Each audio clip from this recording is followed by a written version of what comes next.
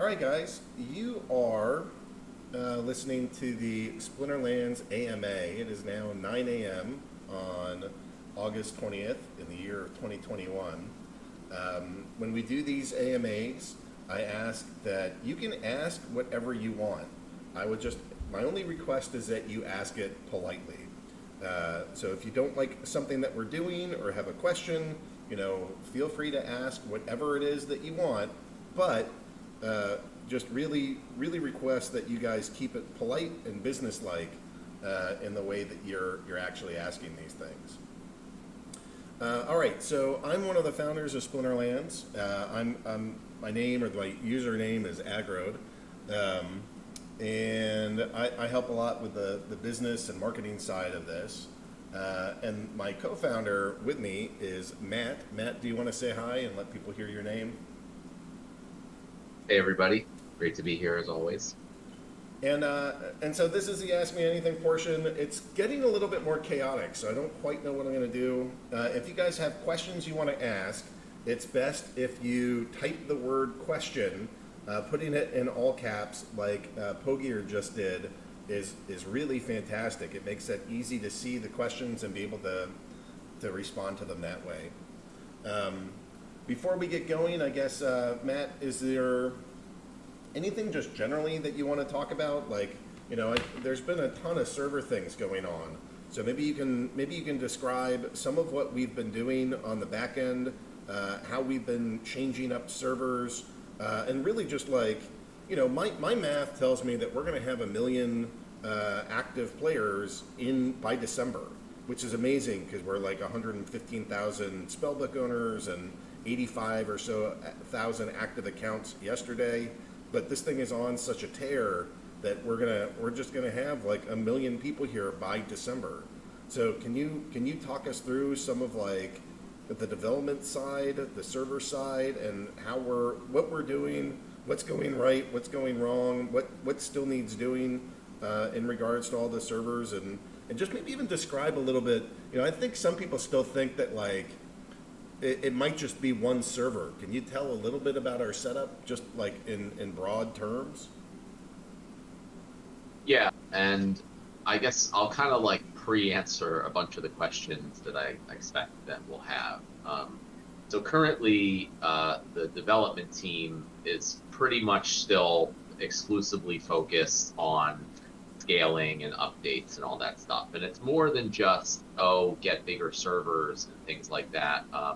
We kind of changed a major way a lot of this works from processing the battles via blockchain transactions to non-blockchain transactions that are just sent directly to our servers. So, while our servers are able to handle that change no problem, it's just a big change to how everything works. And there's lots of little things that are coming up where, what happens if two people submit their teams at like exactly the same time, which was not possible before because they were, ordered by the blockchain. And those type of things are causing some of the intermittent issues we've been seeing.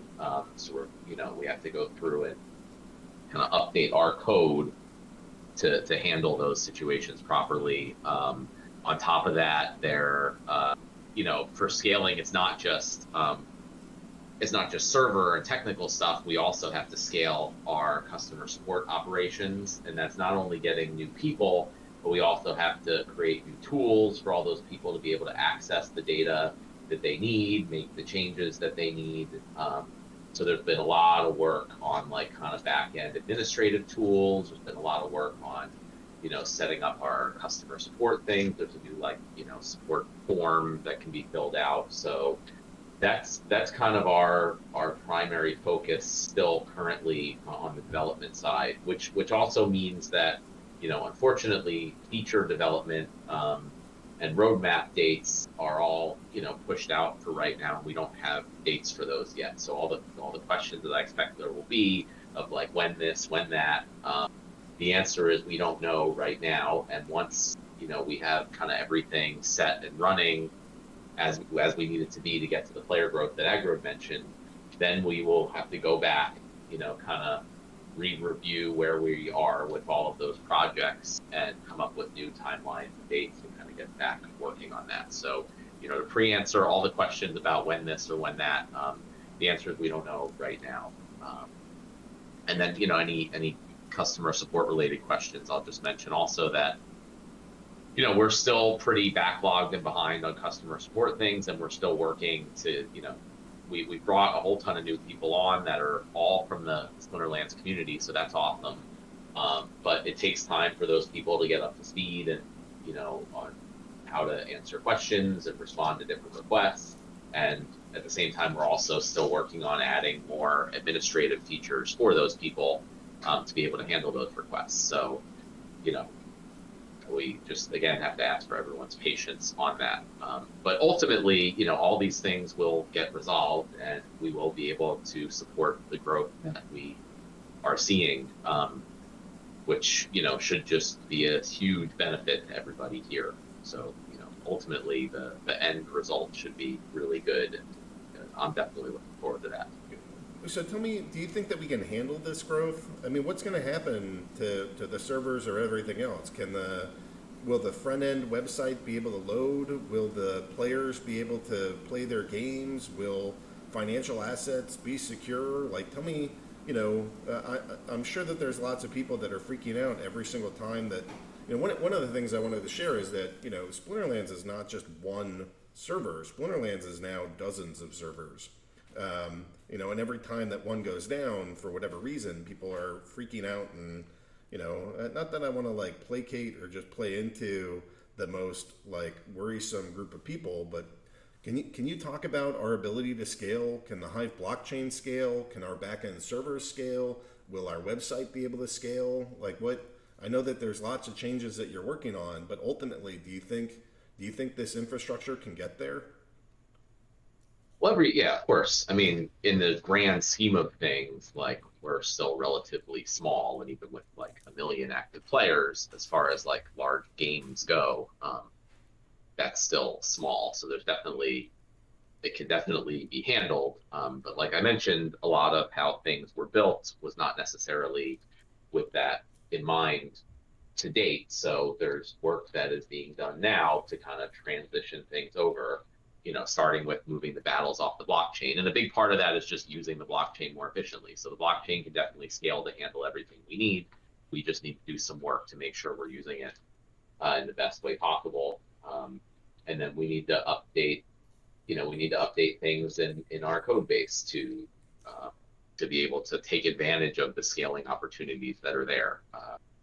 So I'm not worried about whether or not it can handle the scale that we'll grow to. It's just a matter of we need to put in the work, and we can't always anticipate all the issues that are going to happen. So a lot of it is, unfortunately, things crop up from time to time, and then we have to deal with them and then fix it. But as more time goes on, we'll get more and more of those things dealt with to the point where things are running smoothly, and we can kind of shift back to feature development. I know that you've dodged this question once, and that's okay, but I do want to ask it again. Do you have a sense of when that moment happens, when that transition happens? Is it like a day when we expect a week, a month? Is it a target event, like when the server block times across the board are all under X? Like how do you know when the decision is ready to be made to switch from really 100% DevOps and then back to feature development? Well, I can't say, but it's more of a gradual thing rather than okay, today we're switching. It's like as things start running more smoothly and there's less work to be done on the DevOps and scaling side, then more work will slowly be shifted over to features. So I expect that to still take, some, at least a month or so, as we just kind of, still issues will crop up from time to time, and over time it'll just slowly transition back more into feature development and less into scaling development. But we still have, I'd say, at least the a week or two of scaling work. I'll mention we're going to put out just a quick update blog post, but I think we're planning to do a scheduled maintenance and downtime on Monday, do some more updates of things, which, we anticipate should be relatively quick and easy, but, you never know.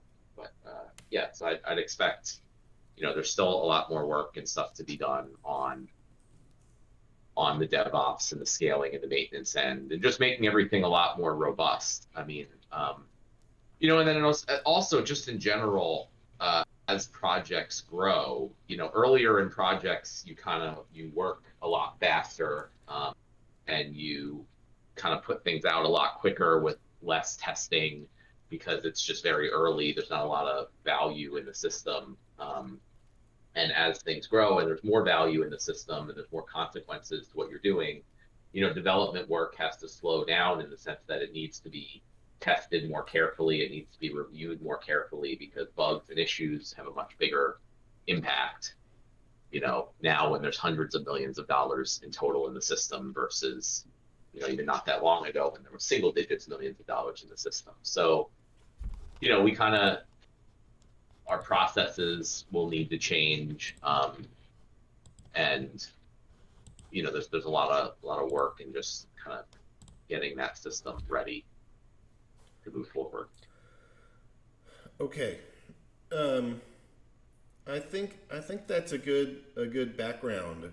Are there any major lingering issues for the technology right now, or are we out of most of the woods on like unplanned maintenance, or like what's the current state of how things are operating?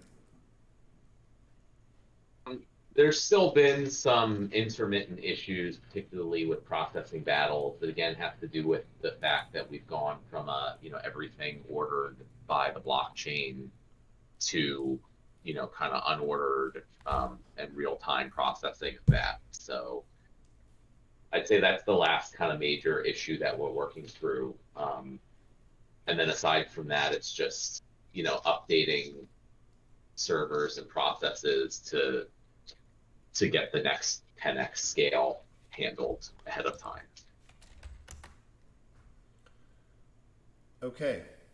I guess I should add, if somebody is posting these little scam stupid things around, just for the record, there are a couple of these like scammy things going around in Discord. This is part of running a large enough community that Matt talks about. Now there's more value in that community, and we start attracting some scammers. So I need you guys to be smart and realize, like, the way that Splinterlands is going to make announcements is going to continue to be in the official updates channel. That's where you'll hear things from us, or press releases, or on our official Twitter. You're not going to just get randomly DM'd by random people that don't even have roles in Discord about some special promotion or something like that. We don't do stuff like that. So please be careful, and before you send money to anybody that's not like straight up through splinterlands.com, you probably want to do some extra research regarding the people and the plans that they're describing. All right, Matt. So I asked you a couple questions. Is there anything else that you want to talk about or mention before we just start answering some questions from the users here? I think we should get into the user questions because there's been a lot more. But yeah, I just want to reiterate, like, any when questions for things. The answer is we don't know right now how much SPS will be required for Chaos Legion, how many packs there will be for Chaos Legion. We won't be telling you that information until it is officially released. So we're just gonna get ahead of those type of questions for right now. In regards to Chaos Legion, do you think that, like we've been saying, September? Do you think that we're still on track for September? I am still hoping that we can get the pre-sale going in September, but again, it's going to depend on how things go. There are more pressing issues that come up, or site issues or whatever. That's going to be the highest priority, and it's going to push things out. So Our hope at this point is still that it can be in September, but that's not 100%. Yeah, hey guys, just so you know, the business it will be fine. Like if we have to go for even the rest of the year without another pack sale, this business is fine. There's enough runway here. There's some treasury. We can pay all of our employees, and everybody will be fine. So, both the business side and the dev side, our primary goal is really just what do we need to do to make sure that this game is functioning as smoothly as possible, and everything can come secondary to that. But that said, hopefully we're going to be we're still in that September range to get this thing going. So I don't really want to go back and do all these questions. So I think my plan is to just start answering questions as they come. Does that sound reasonable? And maybe just ask people if we miss a question, they should just repost it until they get an answer. Yeah, those. Oh, I don't know. Yeah, where do you want to start? I mean, I don't know how many questions there are. Um, Um, I you mean, want to start like from the ones from today? yeah, yeah. Like No, this I mean morning? I mean like as they're coming. I don't. If you're not watching the stream or the Discord, like there's just so many Yeah, I questions can't coming in. walk and talk. Yeah, it just doesn't make sense to go back because I'd be here all day. Speaking of which, I'll be here probably for an hour and a half answering questions, or another like a full 2 hours. I know that Matt will not. Matt will be here for about another 45 minutes, but Yeah, man, I'd love to, but yeah, you you got know, stuff to do. Go. The dev stuff isn't going to dev itself. I can go answer some questions. All all right. Well, right. just let me know where we're starting, and I'll try to find it. Let's just go straight to the bottom. So here's General Dark Chief. Will we be updated about the staking needs for Chaos Legion within the week? And no, we don't know that quite yet. But the short answer is the more that you stake, the more certain that you can be that you'll actually be able to be eligible for the Chaos Legion pre-sale. Yeah, I'd say two things. One, we'll give people hopefully a good amount of notice, when it's announced before it actually goes live. And two, it's just the more SPS you have staked, the more you'll be able to get. I don't know the exact details of that yet, but we're not gonna make it something where you need to like shift it around to multiple accounts and do all this stuff. It just, the more staked, the more you are able to participate. I don't see Nate here, so I don't think we're going to get some eye candy. What's the requirement and condition to get more languages available in game? If we wanted to go add more translations, what's our process for that? I get hit up for that every now and then. Yeah, I mean, we use a very good service to manage the translations. So, if we get someone to do it, we give them access to that. And they can do the translation work, and then we can put it in the game. I will add though that, like as with everything, that's not our highest priority right now. Is that a you thing, or is that something that we can punt to Byzantinist, who's leading our support, or somebody else for that matter? Well, for getting the translations done, but then as far as like adding them actually into the game website, there's some amount of work to do that. So I'm just saying, like, that's going to take a back seat until all the like pressing issues are fixed. We can get started. Someone can get started doing the translations. So In the meantime, who should we contact for that if they want to add translations to the game? uh, I guess for now they can contact, yeah, maybe you. I don't know if you're open to that. Liberty Lass has access to the translation site. Okay. Well, We can talk about that after. no, that's good. We can get if people want to get translations rolling, we can have them go through Liberty Lass.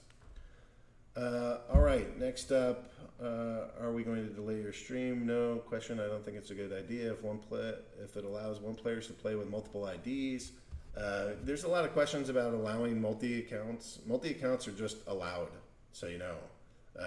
What we do is we do everything we can to make it so bots don't have any kind of advantage. But yeah, it's a blockchain, and we're not here. We're not going to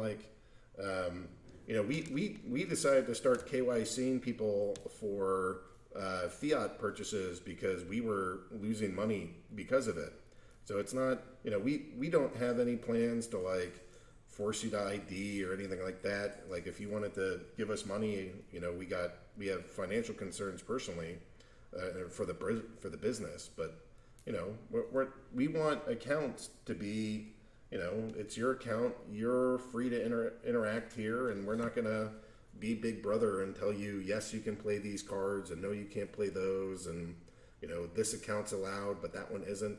You know, it's a blockchain, and anybody that has the stake in the cards should be able to participate. And what we need to do as game developers and game designers is make sure that there's no extra incentive or extra help for bots to that gives them any advantages. Given the burn values of cards decreasing over time, is it safe to assume that the new modern format will have lower power requirements? Any thoughts on Chaos Legion and power? I've been floating around the idea of less DEC per pack, and maybe finally separating collection power from DEC scores just for this, because of this new edition and less DEC. Any thoughts? Yeah, that's just all part of the economy design for Chaos Legion. So one option is to separate the burn value and the collection power for cards. You know, it's possible that there could be lower collection power requirements for modern format. You know, the ranked ladder leagues. There's a lot of options there, but you know, these are all things we're going to take into account. Okay. Yeah, we don't have an answer for that yet, but that's certainly some of the stuff that we're doing. It seems like rank rewards are showing your highest rank achieved rather than your current rank at the time. Is there a chance that this change will not be added? It's definitely going to get added. The question is when. DevOps is more important than that rule change, but we're going to get that in. Do you think that's in this season, or are we punting that? I don't know at this point. Okay. No when answers. Fair enough.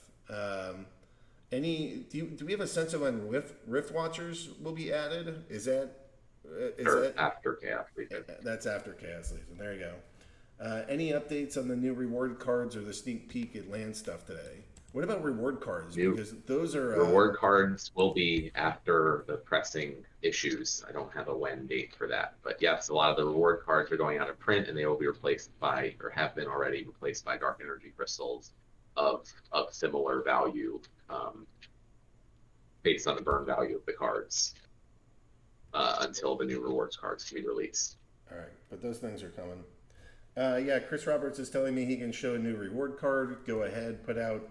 I don't know if that's fully designed or not, but even just the art, if you guys want to show a little bit of the art, that'd be great.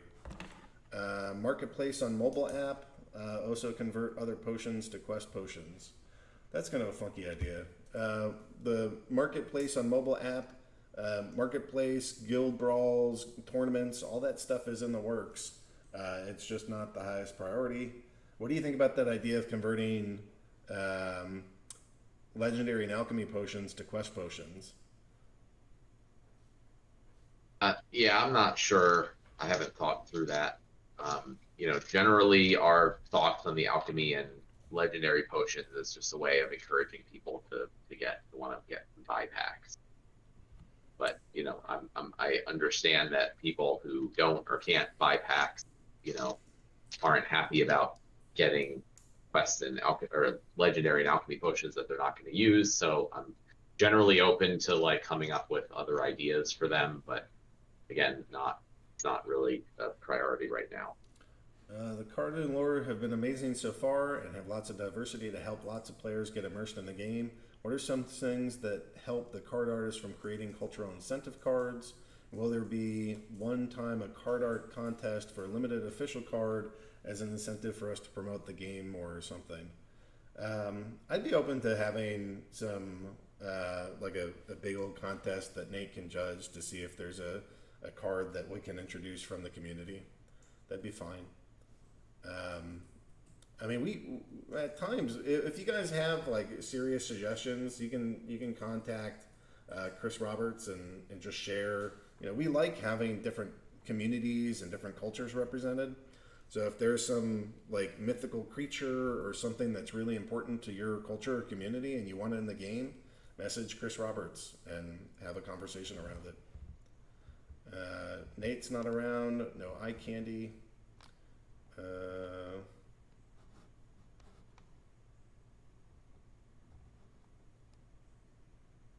I'm trying to read these. Question about the design of the cards and the art of the game. It kind of feels dated. Do you guys plan on making it prettier or feel more modern?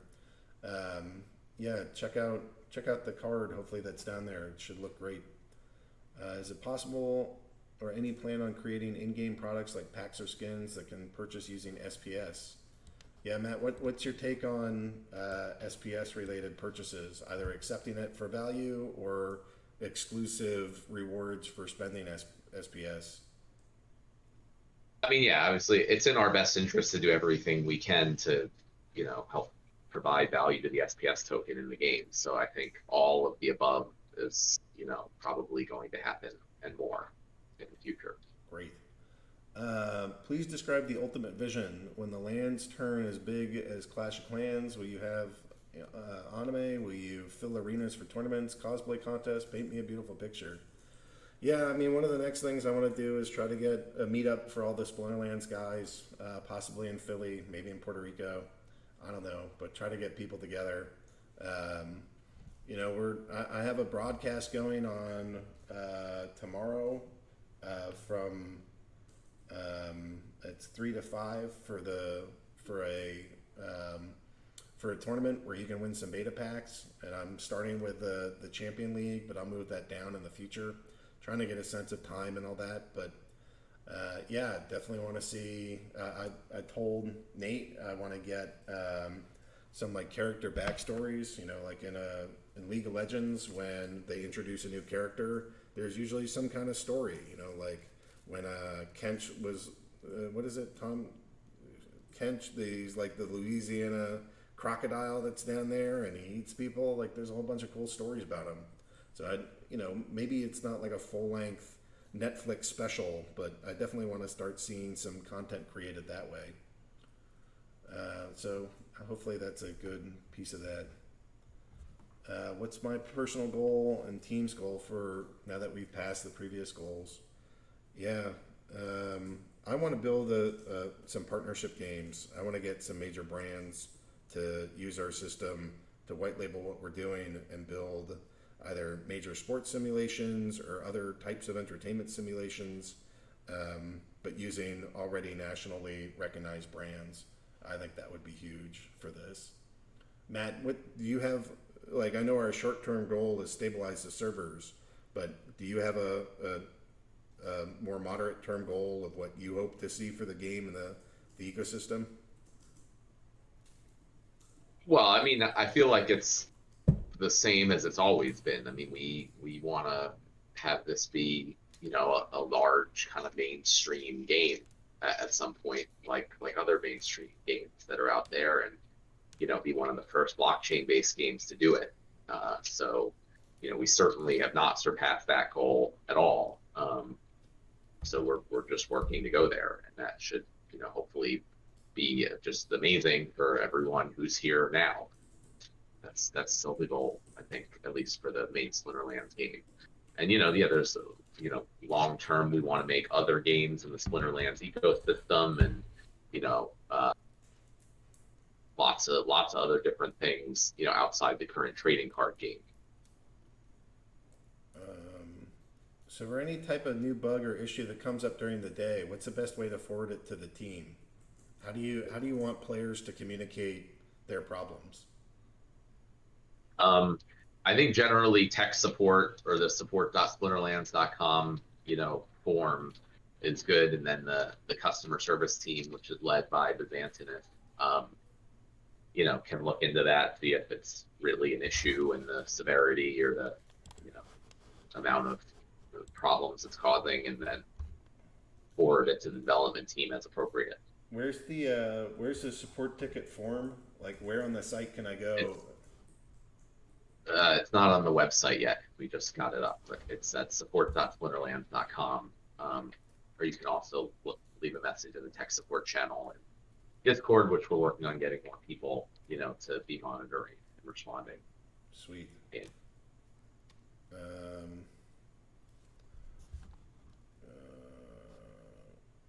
SPS to buy Chaos Legion packs, I believe so.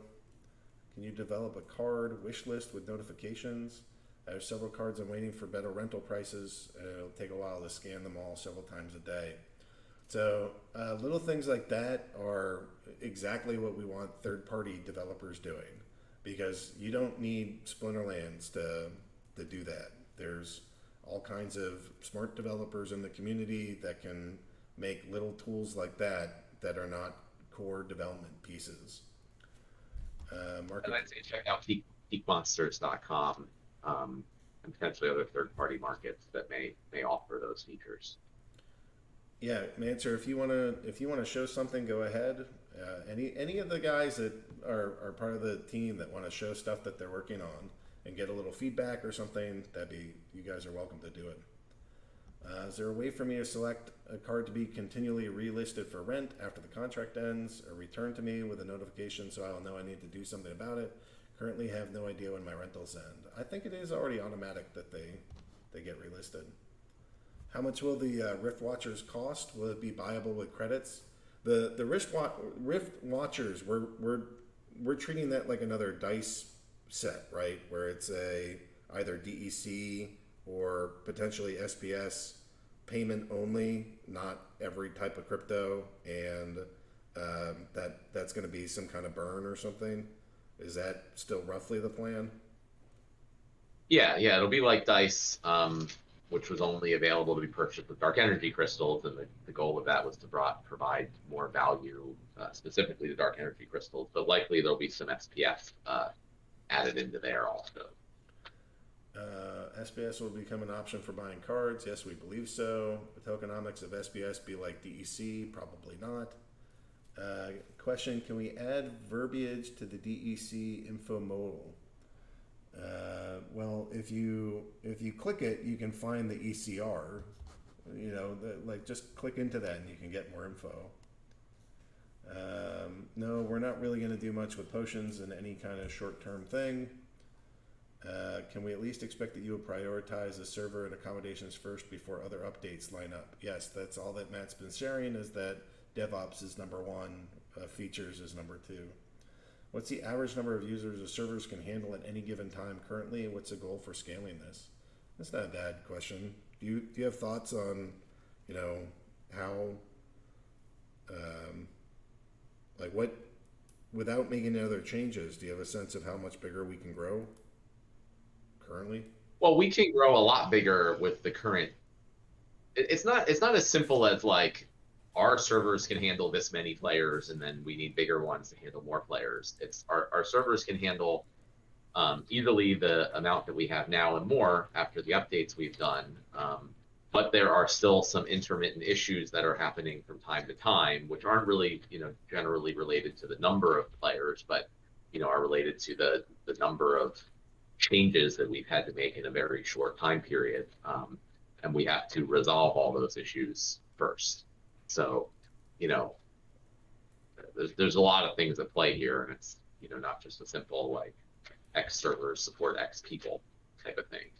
Sweet. Sounds like a lot of growth with some bug tweaks or software tweaks. Is there a way to select the desired level of a card while on the for sale or for rent screen? I hate seeing 1,000 level ones before I can see a higher level card I want. That's probably gonna. There isn't, but there should be. And that's, but again, tell Jarvie, tell Asgarth. Peak Monsters can probably. Yeah, but there's the ability to choose levels on the Splinterlands website, like on the overall market or rentals screen. But like when you click into an actual card, then there isn't. So there should definitely be there also. But it's one of those little updates we'll need to get to. It. When will iOS start to support Brawls and other event matches? We're not really answering whens, but Nate's working with a new potential mobile hire, right? Is that correct? Yeah, one of the things we've been, putting on Nate for a while now is to get a new UI designer for the mobile app specifically, which has been difficult. So, that's one of the things that's been holding that back. And he's interviewed like 500 people, like literally 500 people. So we're being picky, and we're making sure that the person that is on board can handle what all that's part of this game. it's hard enough to pack all this stuff up on a full screen, let alone like a mobile. So we really want to make sure that that designer is exceptionally talented, and that's what we're doing. When do we see the new reward cards coming out? Soonish. After stability.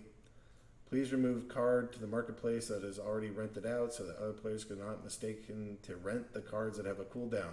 I don't think that's going to happen. Maybe we can filter them out, but some people, the card might have like a great discount, or it might be low priced or something. So you might be willing to take a card with a cooldown with the idea that you're going to rent it for a little while. Are they coming together? No. Guild Brawls, Reward Cards, and Rift Watchers are coming next, but they're not all going to be like on the same day. Have you received any contact from larger companies in the gaming space? And has Ubisoft been made aware of the crazy growth? Are there any plans to go public? I don't think we're thinking about going public just yet. We have plenty of room for growth, plenty of scale. Everybody's coming to play our game. So I don't think that going public just now is on the radar. And yes, I'm in talks with national sports leagues. I'm in talks with some of the biggest video game companies in the world. They're all interested in what Splinterlands is doing. I'll tell a story anecdotally of what this is. Literally one of the biggest video game companies in the world. If I shared the name, you guys would instantly know it. And it's customary when you get on these calls that one side says who they are and what they're doing, and the other side says who in our case who we are and what we're doing. And I started going into just like my real basic, and he's like, yeah, we're already familiar with that. I was like, this is one of the biggest video game companies in the world, and this is one of their senior executives, and they know exactly who we are. So we're making waves. How to become Philippine Splinterlands Discord support. That's not quite a thing. We can, if you wanted to roll in the Philippine or the Filipino channel, maybe that's something that we can do. A 7-day post. Yeah, it's better. I don't know. This is all new. Trying to figure out how to do this. Future dice with credits. So the dice packs, I don't think are ever going to be credits. I mean, I think we're going to have a pack and a specialty pack that's of a smaller amount. That's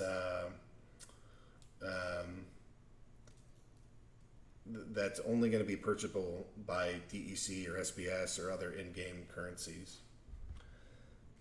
Question: can you lower the price of cards and rents to be fair for new players? Well, when we launch packs, they'll be like still in that $2-ish range, and rather than like selling packs for $50 or $100. That's part of it. But we also, the game doesn't control rents. I mean, when you guys are renting cards, none of that money goes to Splinterlands. That money goes to players. I guess there's a market fee so that there's not like spam everywhere. But that money goes to players, not to us. So it's up to, everybody out there to go make market decisions on their own. Can we add cooldown cards to battle card selection screen, but make them grayed out with text explaining why they aren't playable? Is that a feature that sounds useful to you, Matt? Yeah, possibly. I don't know. I haven't really thought about it. I guess if it comes out if it's something that enough people want, then sure. In the graphic I posted, ECR replenishes at 1% per hour. I don't know. Here, UniQM has asked this twice now to just put that one sentence: ECR replenishes at 1% per hour when you hover over the dark energy crystals, so that people know how their ECR recovers. Something to consider. Sure, it's fine. Can we request to uncombine cards? No.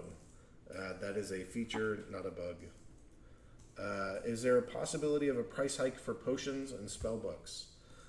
We haven't talked about at all a price hike for potions. I don't see that coming. But the spellbook, if the growth continues to cause problems, then one method to slow the growth is just increase the price of the spellbook.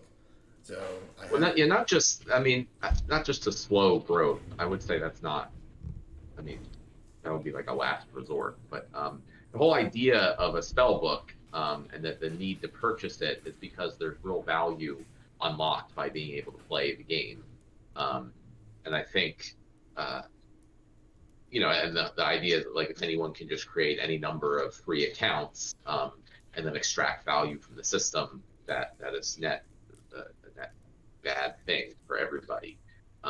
So as more and more value is available in the system, it may make sense that it requires a larger upfront payment to be able to start taking advantage of that value. Overall, my goal would be to keep the spell book price low to at least get started. But then we have things like collection power and other ways that you need to also add value to the game you know before you can earn more out of it.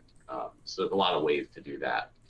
But it's possible that it may make sense to increase the spellbook price, and possibly even quest potions would work the same way. But I don't know. That's not something like we have currently planned. when will iOS support Brawls and other events?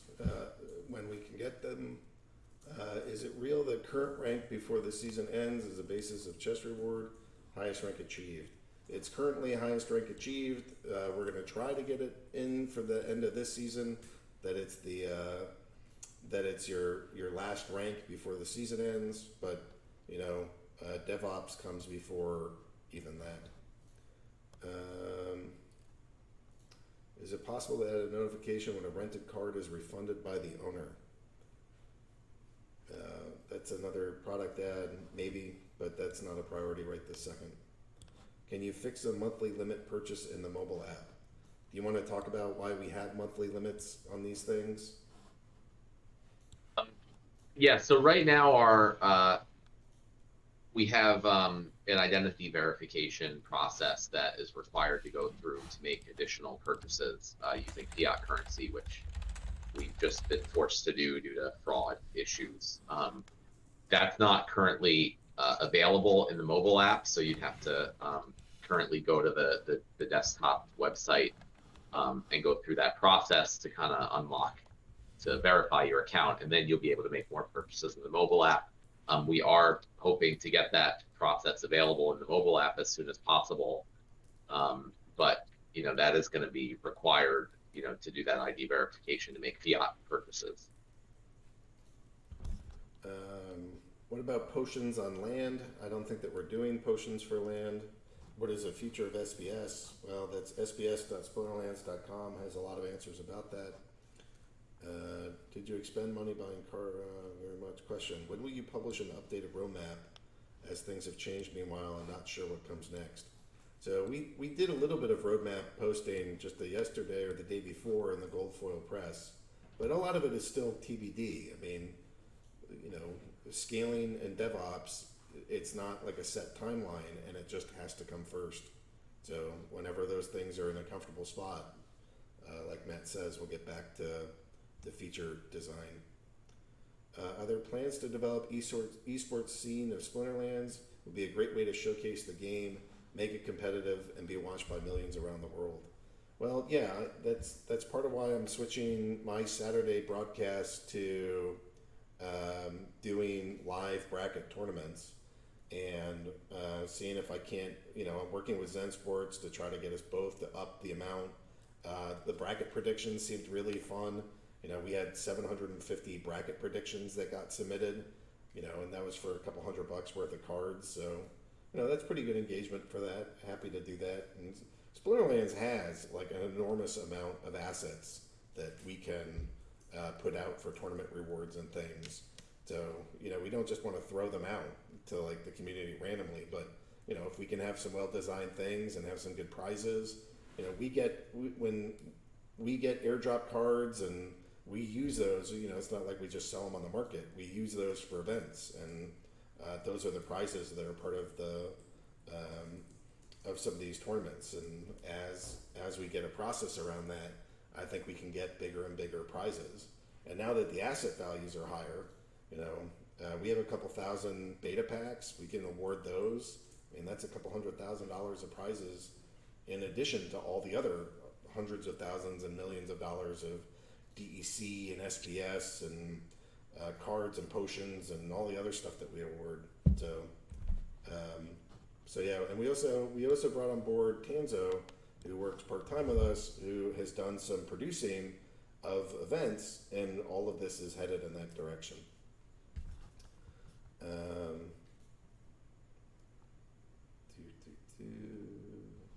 Will there be any patch for players with high power camping in lower leagues?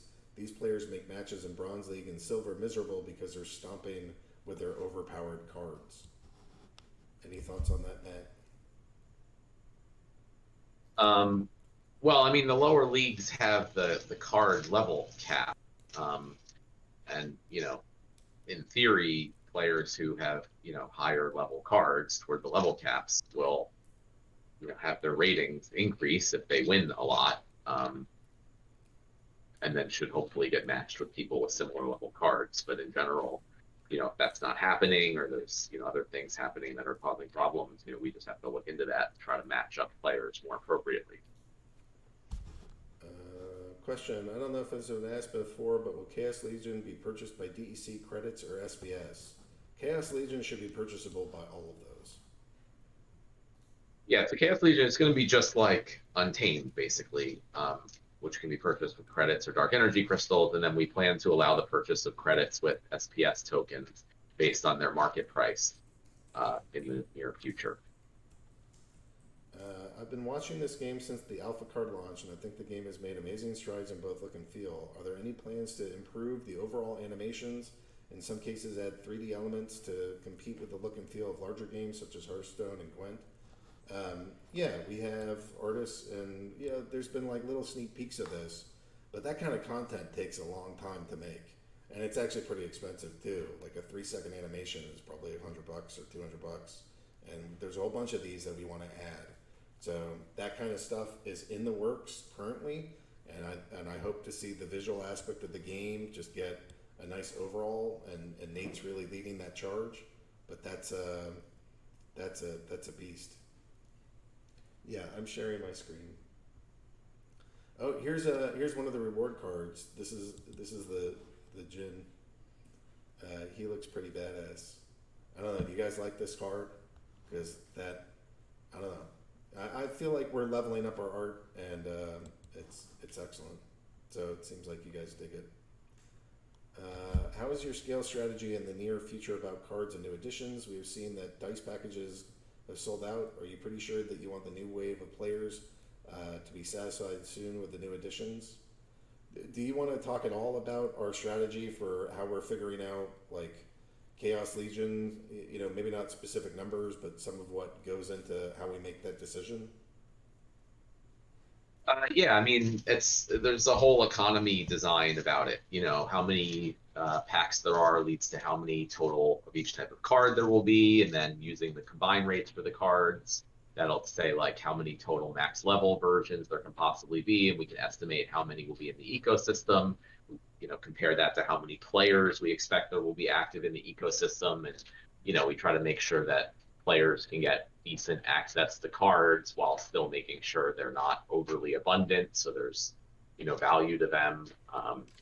Then we have to look at Dark Energy crystal burn rates, of the thing, how much that's adding to the system, how much demand and sinks there are for Dark Energy crystals to soak up that demand, or soak up that supply, which there is enough demand right now, but we have to plan for that into the future. So there's all this stuff. I think we've been decent at that with past sets. This is definitely going to be a more challenging one because the growth has been significantly different than in the past. But I think we'll be able to use those same mechanics to figure out what a reasonable thing to make sure players have decent access to cards, to newer cards at reasonable prices, while still having them sell out in a time frame that makes sense to make them overall scarce in the game. All right, when do you plan to release a Chaos Legion white paper? It'll be right before we launch the packs, or launch the presale. When is Gen Well, Con? I don't say right before. I mean, there'll be some time before the pre-sale starts. People can plan ahead.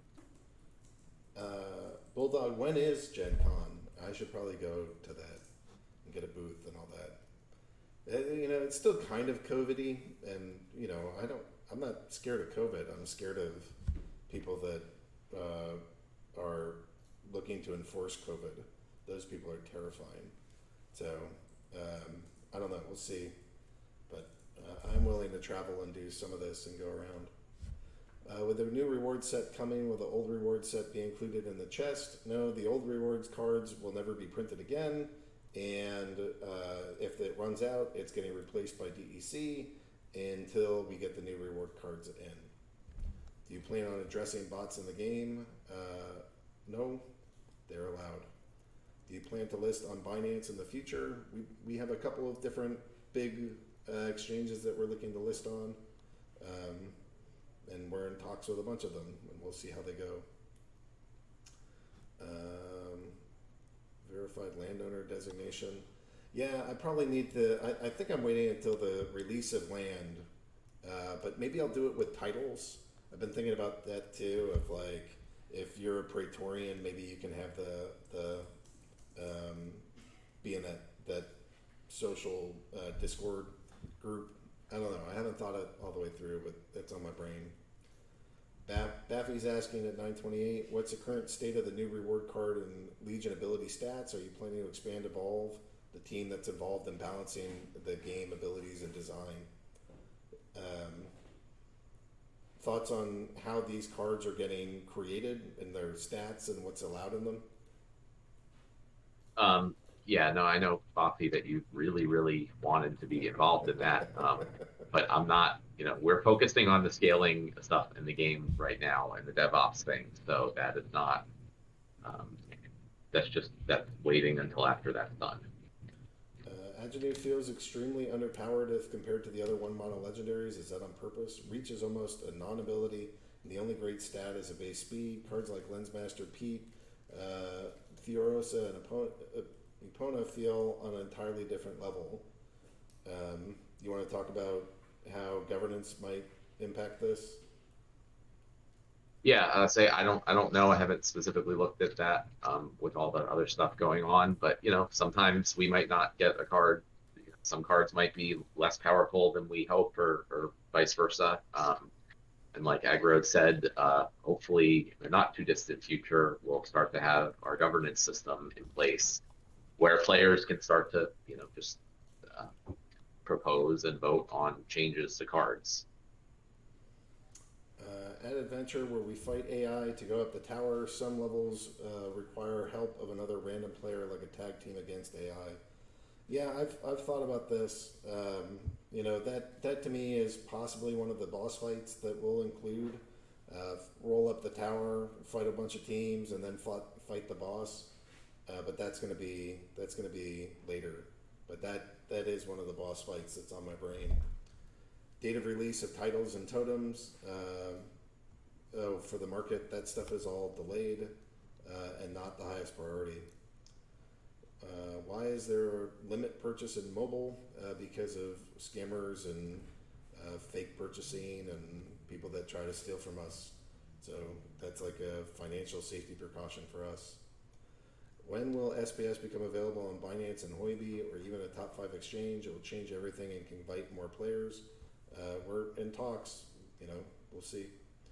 Is there a way to Yeah, like I don't.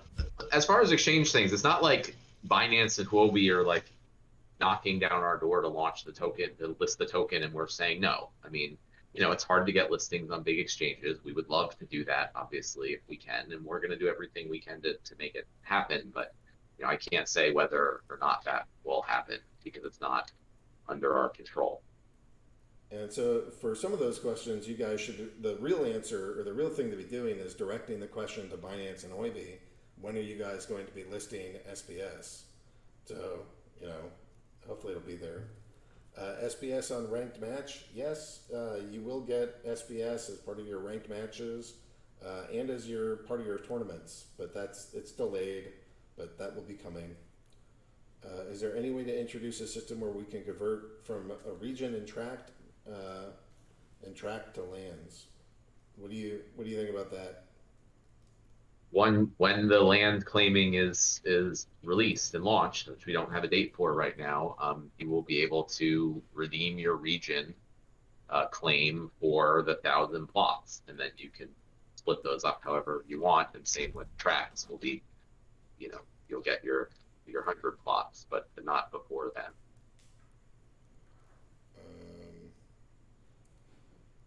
There's, I guess Miguel. I typed this on Facebook. Yeah, I guess Miguel, go message me. We can have a conversation about that. How are you going to be able to fix the DEC credits ratio in the game?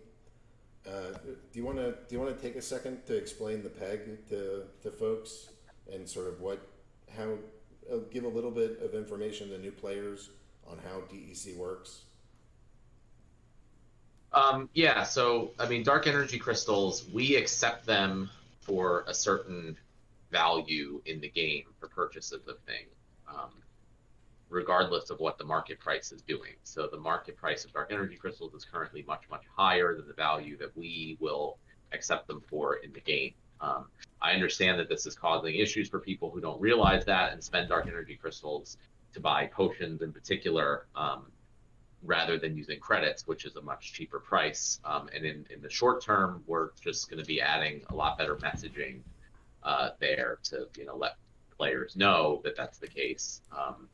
And in the future, we'll always just keep an eye on that and see if it makes sense for us to adjust things with how we value dark energy crystals for things in the game. But that's more of a longer term thing. And right now, the issue is really just around potion purchases, as those have a fixed price in dark energy crystals while also being able to be purchased with credits. But the same thing will probably come up with Chaos Legion, so that'll be part of the design of that release. Byzantinist is showing us this is pretty critical. So from now on, when you guys have support things, the support stuff should go to support.splinterlands.com.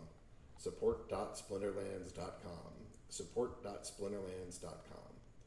All right, Matt, we're coming up on an hour, so I want to be thoughtful of your time. I'll go through and answer all these questions for when's my next thing? Yeah, I have up to 2 hours, so maybe I'll stay here and just answer questions for 2 hours. We'll see. But Matt, I want to be respectful of your time, and I know that there's a ton of dev work that is pretty urgent. So is there anything that you'd like to share with us, or any last thoughts that you want to add before you pop out, and I'll just keep going and answering questions with folks? Yeah, I mean, I'll just say we really appreciate everybody's patience as we get all these issues ironed out and we kind of get through the support request backlog and fixing the problems that are causing the support requests. I can't tell you everything's going to be fixed tomorrow. It's going to take a little time, but it will get fixed. And we will go back to feature development and continue to just grow the game in the not too distant future. So everyone, we appreciate your patience, and everyone who sticks around should hopefully be pretty happy with how things are going through the end of the year and beyond. Yeah, I mean, if we're supporting 1 million players by the end of the year, I mean, that's going to be amazing. It'll be amazing for everybody, just for game liquidity, for token liquidity, for the amount of rentals and people renting, and I don't know, prizes, everything. It's gonna be phenomenal. So Matt, all right, I'm gonna head out. Well, I want you to hear this. Thank you guys. Yeah, I want you to hear that we as players are super thankful for what the dev team is doing. I get messaged all the time by people that say, I put in a couple $1,000 and now it's over $100,000. This is a life-changing amount of money for me. So I know that it's been a challenge, and it's a personal challenge for you and some of the other dev guys that are trying to respond to this. But I do hope you know that this community is super thankful, and just we're grateful to the work that you're doing and trying to keep the wheels on, and what I personally appreciate is how you personally champion really trying to get this game going and being as smooth as possible. So thank you, Matt. Yeah, well, thank you everybody here. And yeah, the Antonist is reminding us to schedule the next AMA. I guess I would just say, our regular 2 p.m. Eastern time. No, can Not that time. no, that's yeah, not that one. We gotta go to evening because I'll have Sure. I have a flight. So let's All do right, I'm free all day, so yeah, evening's fine. one, two. Can All right, we? but I gotta jump. Thank you again, Yeah, everybody. can we do? We're gonna do 9 p.m. I know that's a little later than normal. Can we do 9 Yeah, p.m. that's on fine. Friday? Just put it on my calendar. All right, you got it. All right, guys. See you guys. So the next AMA is going to be 9 p.m. Eastern on 9 p.m. Eastern on the 27th. But I'm going to keep going. I'll keep answering questions here. Will it be possible to add a notification when a rented card is refunded by the owner? Yeah, little things like that will if they're delayed and that's not a priority, and other services can try to work on that. Can we get a list of cards that won't be supported for the modern format? The modern format will have the Chaos Legion cards have a background. Anything that has that background should be supported in the modern format. What are your plans for DEC? Will it be overshadowed by SPS in the future?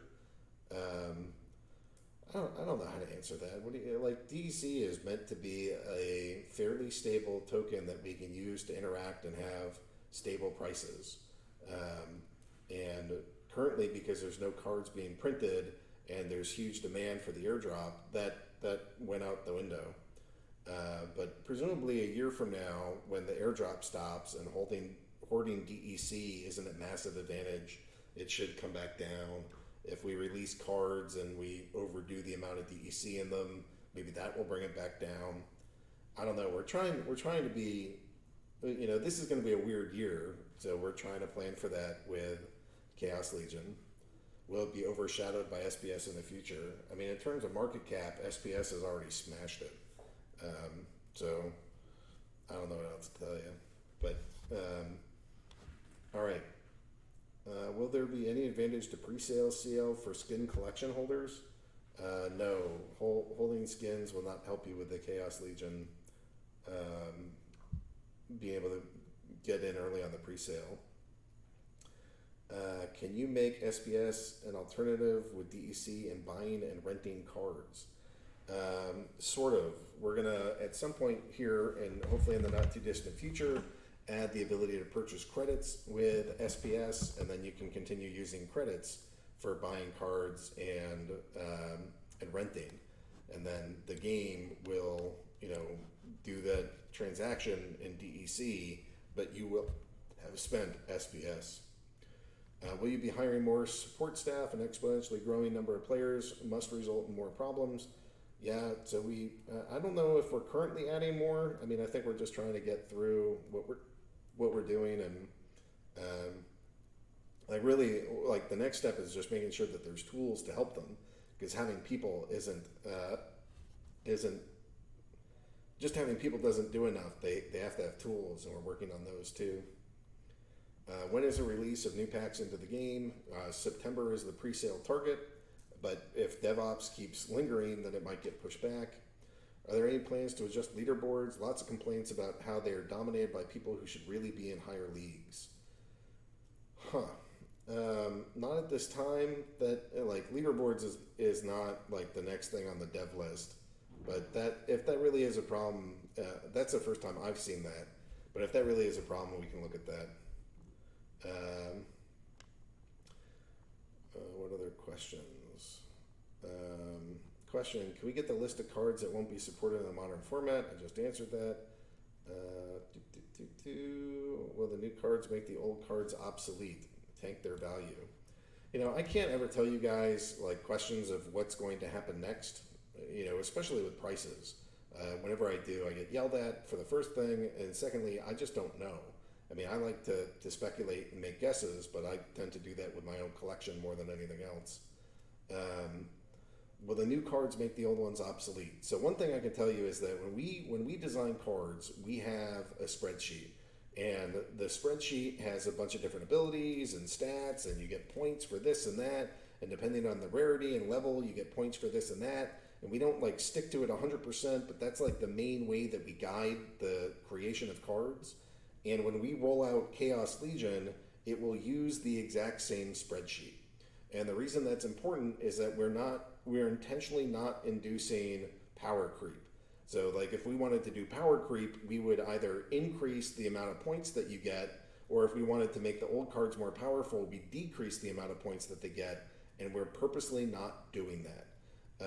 That was the kind of thing that we did with Gladiator cards. Like those cards are definitely broken compared to everything else. But that was done in this safe sandbox within the guild brawls. So I tend to think of them as like Lego pieces, and these will have different shaped Lego pieces. These will have different abilities. They'll have different combinations of abilities, but they're not just suddenly going to come out and be way overpowered or something. That's just not how we do things. There's only one common summoner. Would you add another? Yeah, we floated around having common summoners. It's something that maybe we'll do. I don't know. It's not super high priority, but it might end up being, it could end up being that there's so much need for summoners on land that like we'll introduce a reward card of like a tired peasant, and that tired peasant will be like a summoner that is a common summoner, fairly expensive, doesn't do a whole lot, but would be great for sitting on land. That's an option. So Cryptomancer's showcasing one of these, the ways that we're adding animation. So that's not like, I don't think that's a finished product by any means, but that little video here, I'll play it so that people that are watching the recording, it looks pretty badass. We figured out how to go get some of these kind of like little movies and repeating gifs to play during the battle animation. So that to me is something that can impact, it probably won't look exactly like that. What's the SPS token expected price by end of 2021? You guys should ask Hagen. Go ask the TA people. But one thing to keep in mind, one thing I can tell you that, the airdrop stops in 11 months, and the early investor tokens are like fully distributed after the next 9. So those two combined is 20% of the inflation, and 20% of the inflation stops in the next year. So if you're making long-term plans, you might want to put that in. That's just out of the white paper. If all alpha beta cards go to classic, will summoner spellbooks change to include cards for modern too? Yeah, the summoner spellbooks will include the modern cards. I don't know if they'll include the older cards. They may.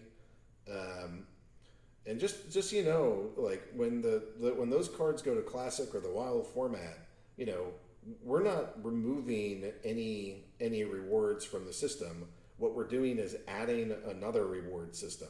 So there's a whole new set of money that wasn't printed before that's going out to the community. So we're not taking anything from anybody. We're just adding another like pool of cash that you guys can earn. I asked about the future vision. You talked about sports through your current ecosystem. You mean sport NFT games or betting in real life sports through SPS tokens or something like that? I don't know. Vision is too broad for this. That's for like a panel discussion or something. I see a lot of questions, and honestly, if you'd like to join the Splinterlands post on Hive, you can read through all the posts, and most of it is answered there. Yeah, thank you, Shu. That's totally correct. When we do like our vision posts and what the white paper and all that, we put it onto our blog. You can find our blog at peakd.com/@Splinterlands. All crypto NFT exchanges require KYC to purchase beyond minimal amount or withdraw anything. It's a security protocol for laundering money. All right, you guys are doing a little chat. New players need love too. Remove power limits in bronze and silver for beginners. No, we put that in there. The whole point is that if you want to be able to earn more, you have to actually stake the tokens. And that's, sorry if that's less fun. You would like to, this is, I joke with Neil about this kind of question all the time. Everybody in crypto, there's only two complaints.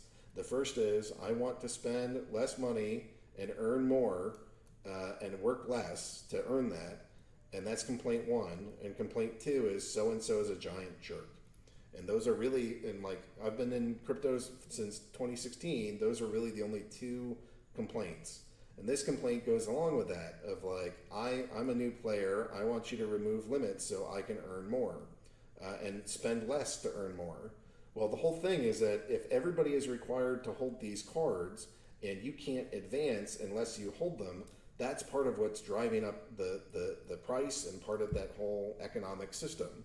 So it's by putting in those limits and rules and that gatekeeping, that's precisely the reason why this game is going so well, and that's why we're not going to do that. And it's nice to see that the community, 8 people gave that thumbs down, and that's good.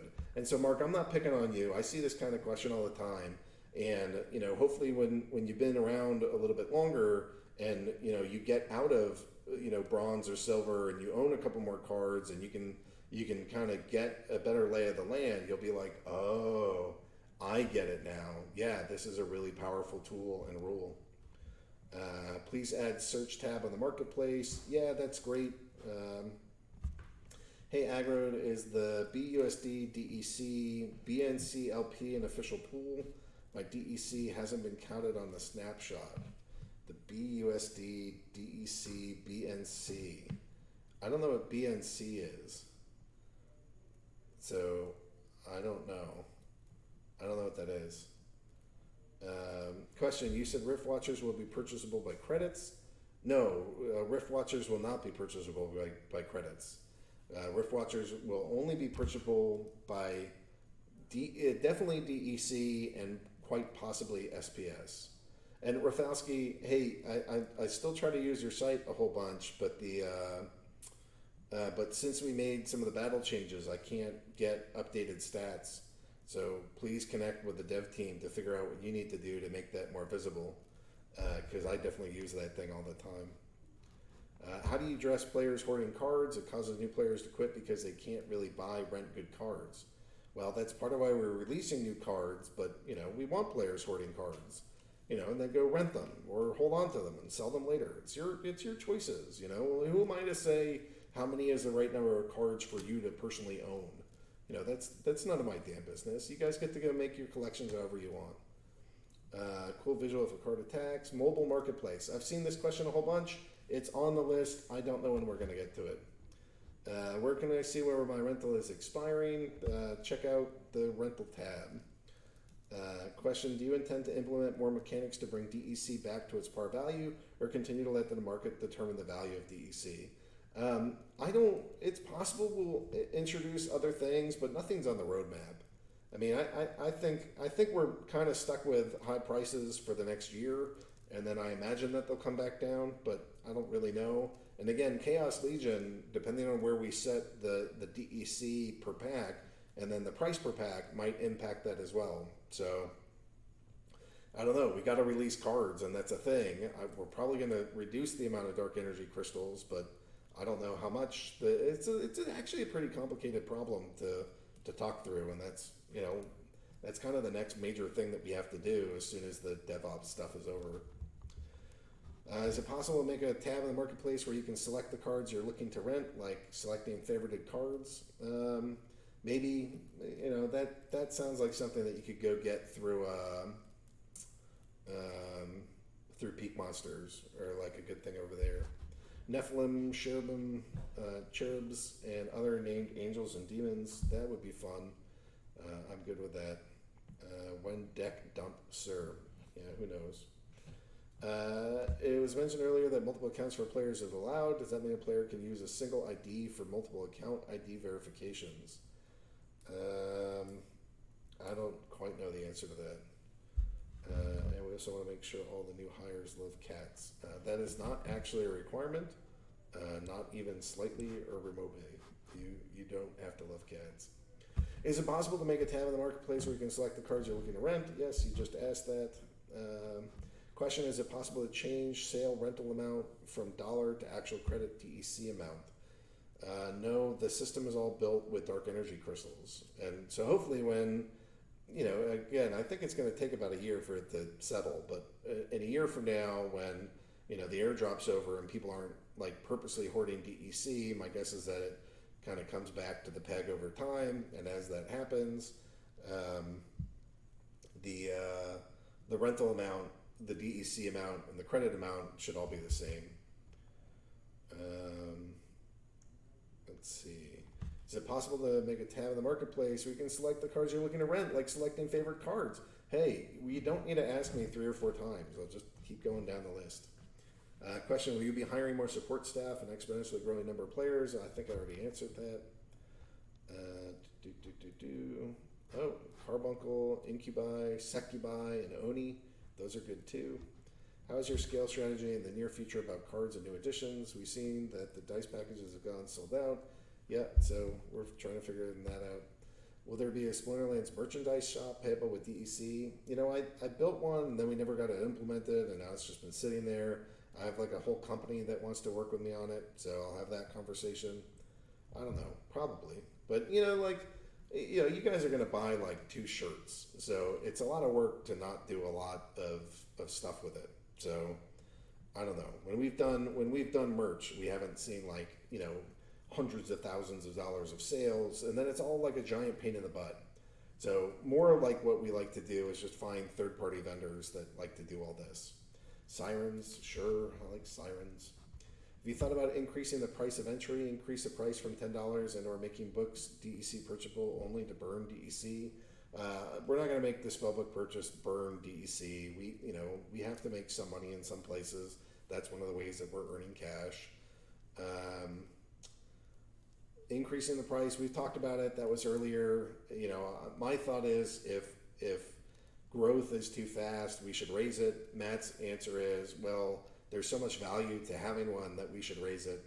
So I don't know. At some point, we'll probably raise it, but it doesn't seem like it's immediate. If a card is in cooldown, can we add an alert before buying it or renting it? It's in red on the screen as like a giant exclamation point. You just got to look at what you're renting. Let's see. Other questions. If you guys want to ask questions, please include the word question in all caps at the beginning. Is it possible that cards can be female or male? That way we can breed them, produce other cards. No, this isn't like a breeding game. There might be other breeding games, but this is not it. Other gameplay updates like minigame, farming, crafting, how will it work? That's a giant question. It's all in the Peak D blog posts of what we know. But, basically you farm stuff and then you put it into buildings that you've built and you can mint new types of cards called items and spells. Recent purchase card value can increase over time. We've seen a 100-fold increase in the market cap over the last 2 or so years. They can definitely increase in price. Just want to say this game is really awesome. Yeah, glad to have you here, Bill. It's great. Glad that you're enjoying it. Land is supposed to be rentable. How would that work, and which currencies are supported? Well, it'll probably be the same kind of thing where you can convert anything into credits and then use credits to rent. The details of how that'll work aren't completely there, but basically your land will be able to produce resources and or items, and if you would like to receive the benefit, you could rent the land or maybe provide workers for the land for the owner. Have you considered licensing out the lore to streaming companies to create an animated TV show? Yeah, I would if I had somebody around to do it, yes, but there's not just like, I don't know, when we get bigger, all this stuff is just going to happen because people are going to be like, there's 1 million people there, that's a giant audience, and we'd like to have that. So it's on my list. I do want to see animated stuff, just don't know what it'll be. Recent purchase card value can increase over time. Yes, you don't need to ask over and over in the same 5 minutes. PH time to its essay event. I'm not even sure what that means. Question: have you considered a limited tournament format similar to draft or sealed in Magic the Gathering Arena in Hearthstone? Yeah, there's other higher priority stuff. It is a good idea. I like that idea. I don't think that that's our next priority. This game is not held back because we don't have a slightly different format for tournaments. So that's not the next thing, but that's something that as we get more devs and more people, that's something. Can you confirm a wild format and a modern format league will exist after Chaos Legion? Yes, that's the plan. What additions will be the modern format? Those that have a Chaos Legion, or those that have the Untamed background, those cards should be usable. Will all lands have use, or some not really? Yes, we specifically designed it so all lands have use. How will the Spellbook cards change after Chaos Legion? Meaning some cards going to Classic or so? Yeah, I think you're going to get the summoners that are parked should be in there. I actually don't know what other cards we'll put in, but we generally like doing basically any common and rare and giving you a soulbound version of it. So I don't know if that'll be there, but we'll see. Add gambling and lottery feature. Lottery features a no-go. Gambling we'll do through the third-party sites like Zen Sports. I don't see Splinterlands getting a gambling license itself, but we'll work with third parties to allow it. Can you tell us anything about Chaos Legion or the next miniseries? If Chris Roberts is still around, he should feel free to spill the beans. Questions: how long will the maintenance take? The one that Matt's planning on Monday or Tuesday should be pretty quick, hopefully. You never know, but generally the planned maintenances are like an hour or less. And if it's something much bigger, then that's crazy. It usually means that something bad happened.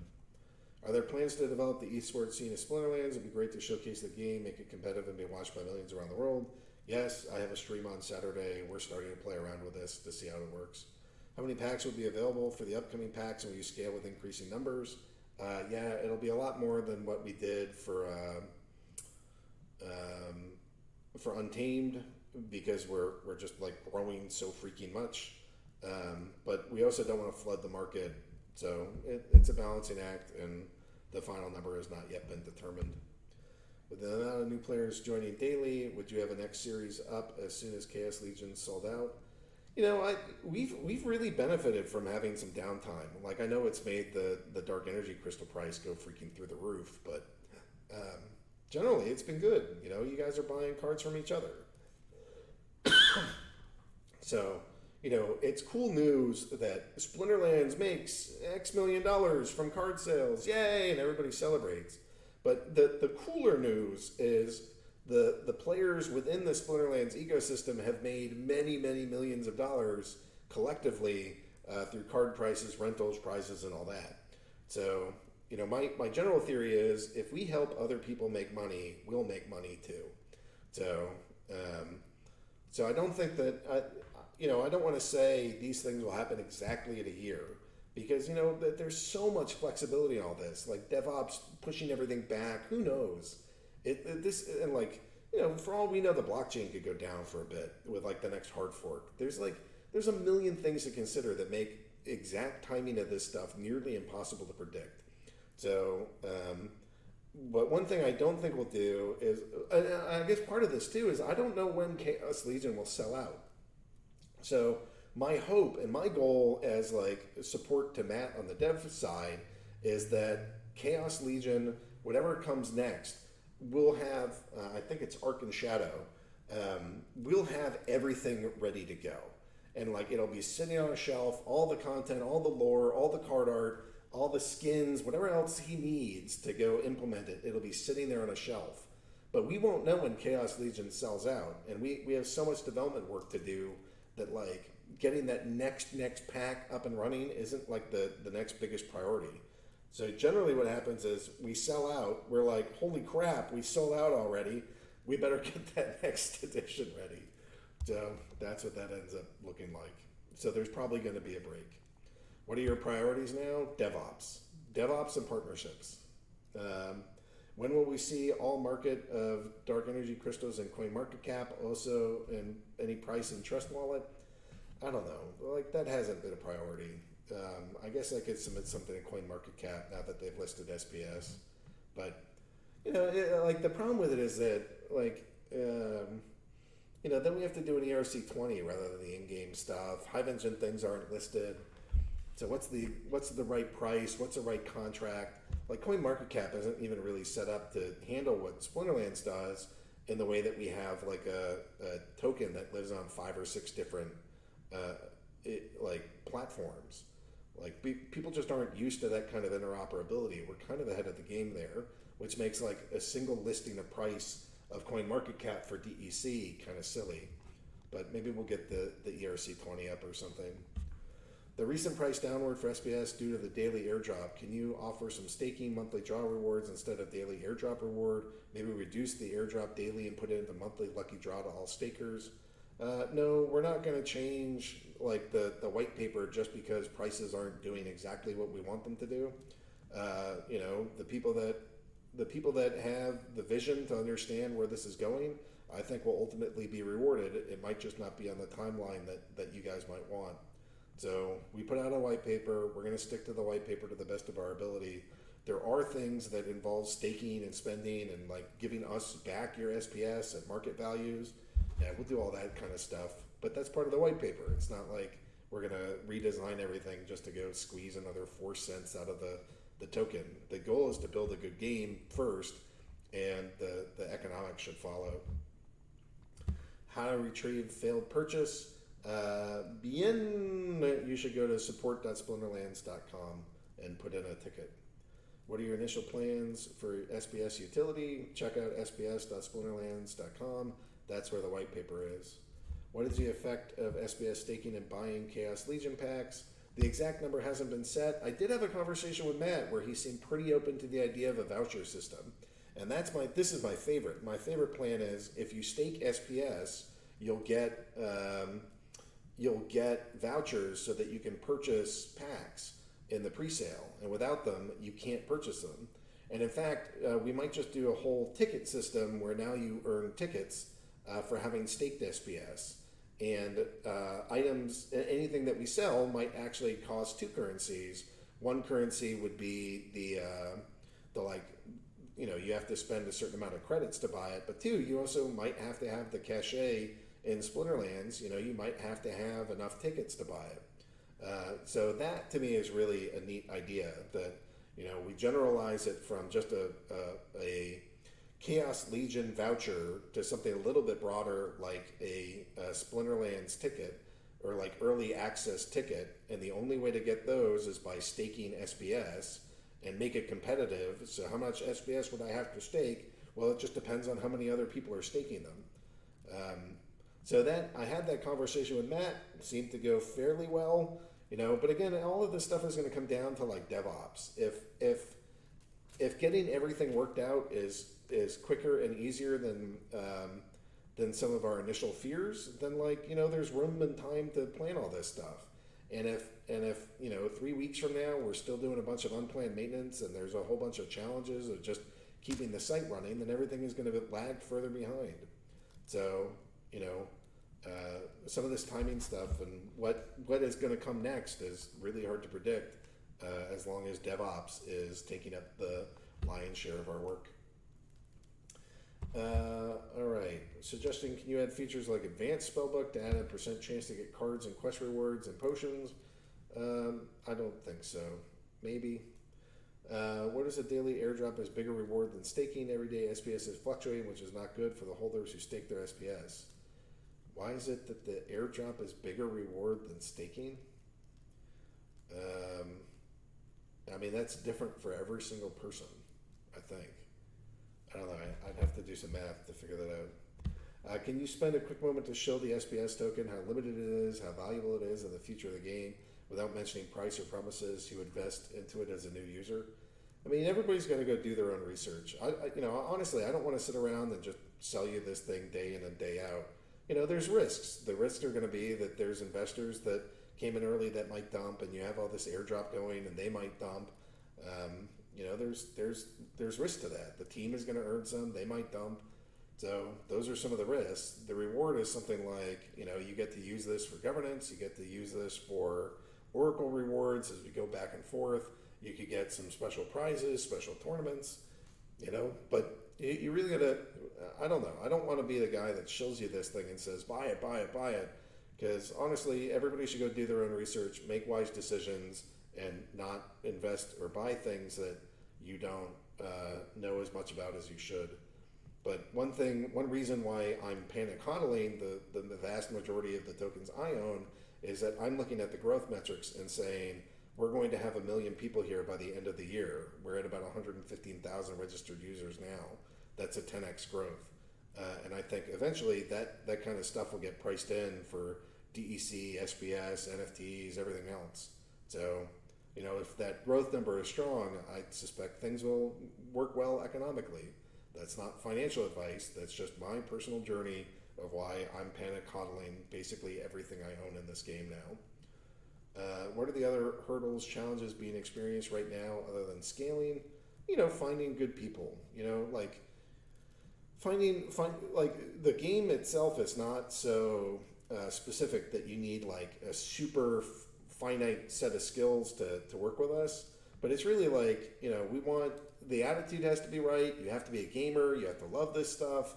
You have to be able to make smart decisions. You have to be entrepreneurial. We're not a very organized entity, so you have to be able to kind of function in that environment. We're all over the place, all over the world. It's all remote. So it's more like people things and human things and finding good people and finding skilled people. That's all a challenge. You guys keep asking when. Right? We don't know. The whole when part of this is after it's stable. Where do you buy SBS? You can buy SBS on PancakeSwap, TribalDex.com. Is there a Cup DeFi one? Maybe there's another one or two somewhere. We'll eventually put that thing onto like Uniswap too. And by the way, we have more users than Uniswap. That was really exciting to me. I noticed that today. I went on dapradar.com and I was looking at like, how are we doing in terms of number of users? And I found that we are bigger than freaking Uniswap.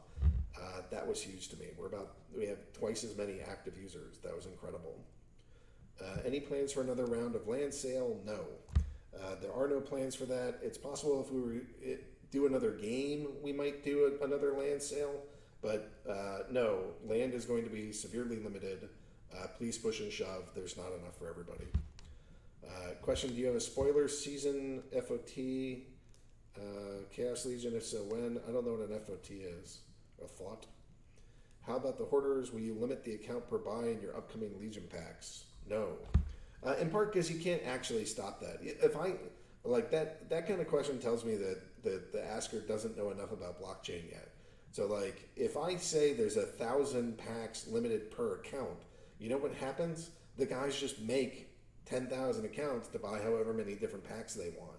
So I don't know. It doesn't make any sense to do that. You guys can buy whatever you want, but you're going to be limited in the pre-sale at least to how many of these tickets, vouchers, or something like that. It might just be how much you stake, but there's going to be some kind of plan in place that says you have to be staking SBS if you want early access to Chaos. Are there plans to add other abilities? Yes, every single edition typically comes out with more abilities. You're planning 10K packs in the pre-sale. Yeah, that's the way to do it. Basically, you get airdrops at the beginning. So me personally, I'm trying to figure out how do I free up as much cash as I can to go buy these packs because I want all the airdrops. Freaking A, so if I go into Splinterlands.com and I go click on market, and we'll go do Untamed, and I'll go do a legendary, and Untamed. Hey, there we go. Who was like Jotun and Scar Llama Mage were both freaking. Those were airdrop cards, and they're now the Scarred Llama Mage is $830. So I know that we didn't airdrop all of these, but maybe half of them we did. So that's $830,000 worth of stuff that we airdropped on players, and it's probably more because they've all been combined now too. I mean, so yeah, like right at the time they were $12, but now they're $800. The amount of money that we airdropped on players is freaking absurd. So I don't know about you, but me personally, I want to be at the beginning of that to make sure that I'm in as many of these airdrops as possible. After purchase, pre-sale Chaos Legion, this pack is transferable to other players like Untamed. Yes, and they'll be tradable on Tribal Decks and Hive Engine. Will there be a pop-up for the most asked questions being answered again? Nope, because we're going to keep getting new ones. DEC versus SVS, what's more valuable in the future? I can't answer that. Are the Chaos Legion packs unlimited? No, God no. We just don't do unlimited stuff here. So I guess DEC is technically unlimited, but at least in that case, you know, there's like a whole bunch of burn mechanics too. So if we're gonna inflate a lot, we're also gonna burn a lot. Question: SBS spent on credits. Will that be burnt, sold, or kept by the team? Are there decentralization implications over time? Yeah, SBS spent on credits will probably be, well, I don't, if it's spent just on credits, that's probably coming back to the business. If it's spent, there might be things like the Rift Watchers where like we will be burning SPS if you're buying packs that way. So my guess is that it's going to be a mix. And are there decentralization implications over time? Possibly. I don't know, because I'm going to be inclined to hoard, but I think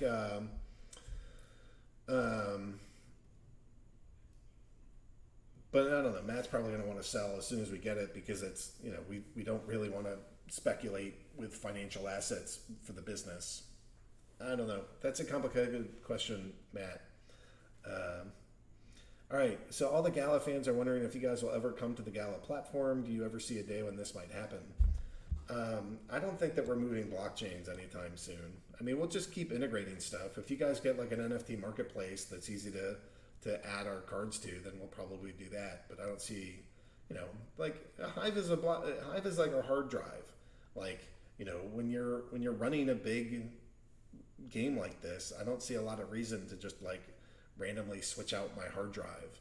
You know, the bigger goal is just make sure that like if somebody wants to come over from the Gala ecosystem, that it's like brainless, easy, and you just log in with whatever tools you're using over there. Like actually putting all these transactions on a different blockchain doesn't really get us or them or anybody more. I like to see the AMA as an earnings call. I'm way more intrigued by the vision of the future than simple questions.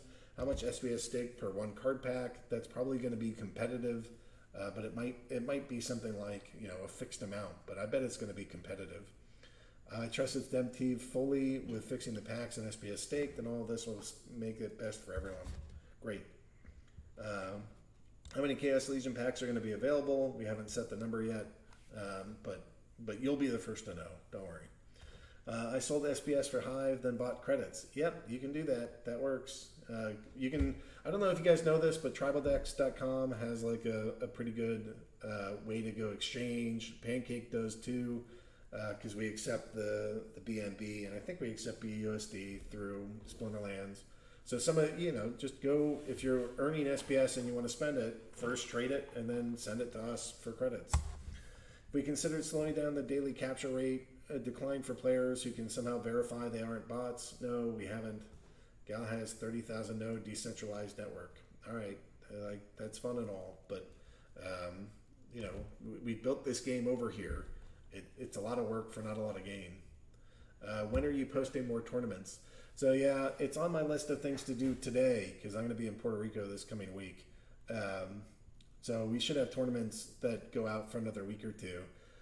Part of the reason why normally I like to have them out for like a full month, but I'm trying not to push them too far out because I want to get SPS rewards into the tournaments. So I'm kind of just like inching it along so that like the first opportunity I have to get SPS into tournaments, that I can do that.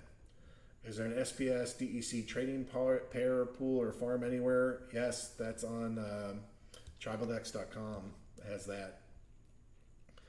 I'm still waiting for a reason of the demand of SPS. One is supply, but in game how? I mean, it's going to be the whole governance token. You know, so many decisions are going to be done that way. Staking. But honestly, Alan, go look at sps.splinterlands.com. Rather than give a specific answer, I'm telling you, read the white paper because it has a lot of those answers in it. Will there be new splinters in the future, like alien splinters? We've certainly talked about this a bunch. We have a moon splinter that we started designing some cards for, a sun splinter, maybe like a rainbow splinter. I don't know. I can't even remember them all. So that is a possibility, and they might only function in certain areas of the game.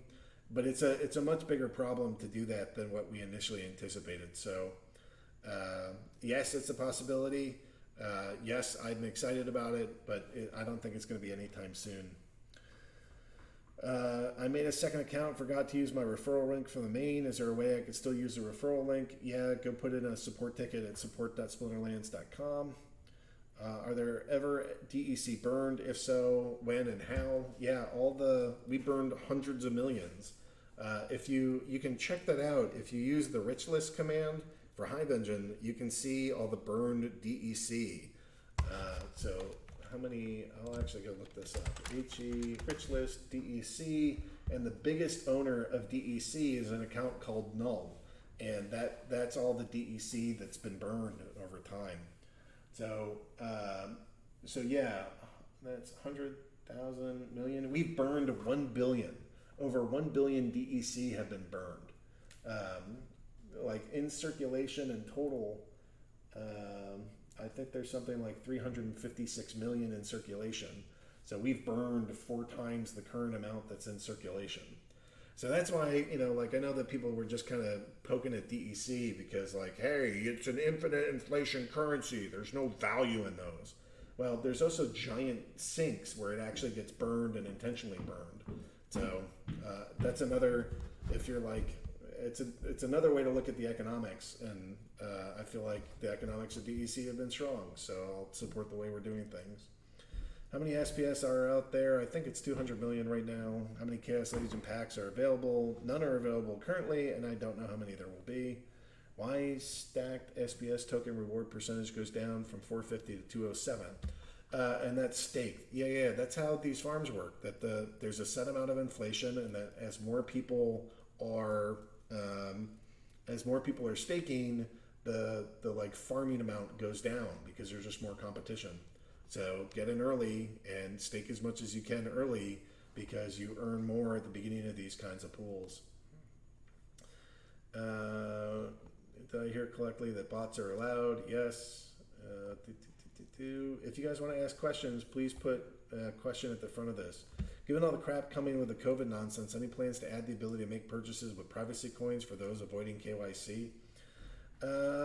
Yeah, I mean, that's kind of up to some of our payment processors, or if there's, if you can bring a community, look, we're not just going to add random coins. It takes time and money and effort to go do that. But if there's a real demand for something, we'll respond to it. So if you want that, go organize with one of those privacy coin communities, which is odd because it might be hard to find all those people. But if you can organize them somehow and show that there's a business use case for us, then yeah. Other people like Coronavirus think Agnew is one of the better one mana legendaries. Yeah, I've seen it in a lot of the matches, so I don't know. I don't think it's a chump card. Could season end times vary between West East Coast times, alternatively from season to season? I do think that they vary some. One of the problems is that the end of season isn't always super smooth, so I think Matt tries to keep that in a time when he's going to be awake.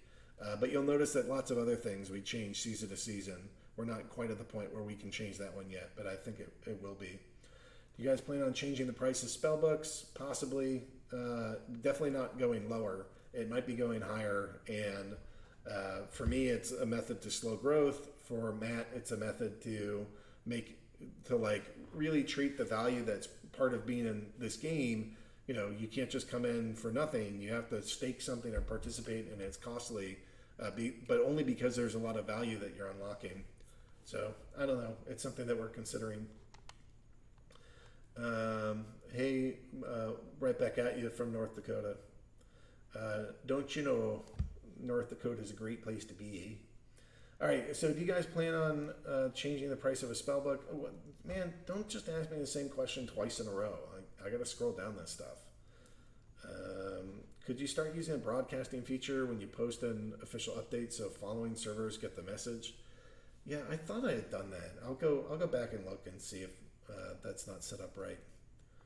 A lot of chitter chatter, less chitter chatter. Where can you get the SBS contract address?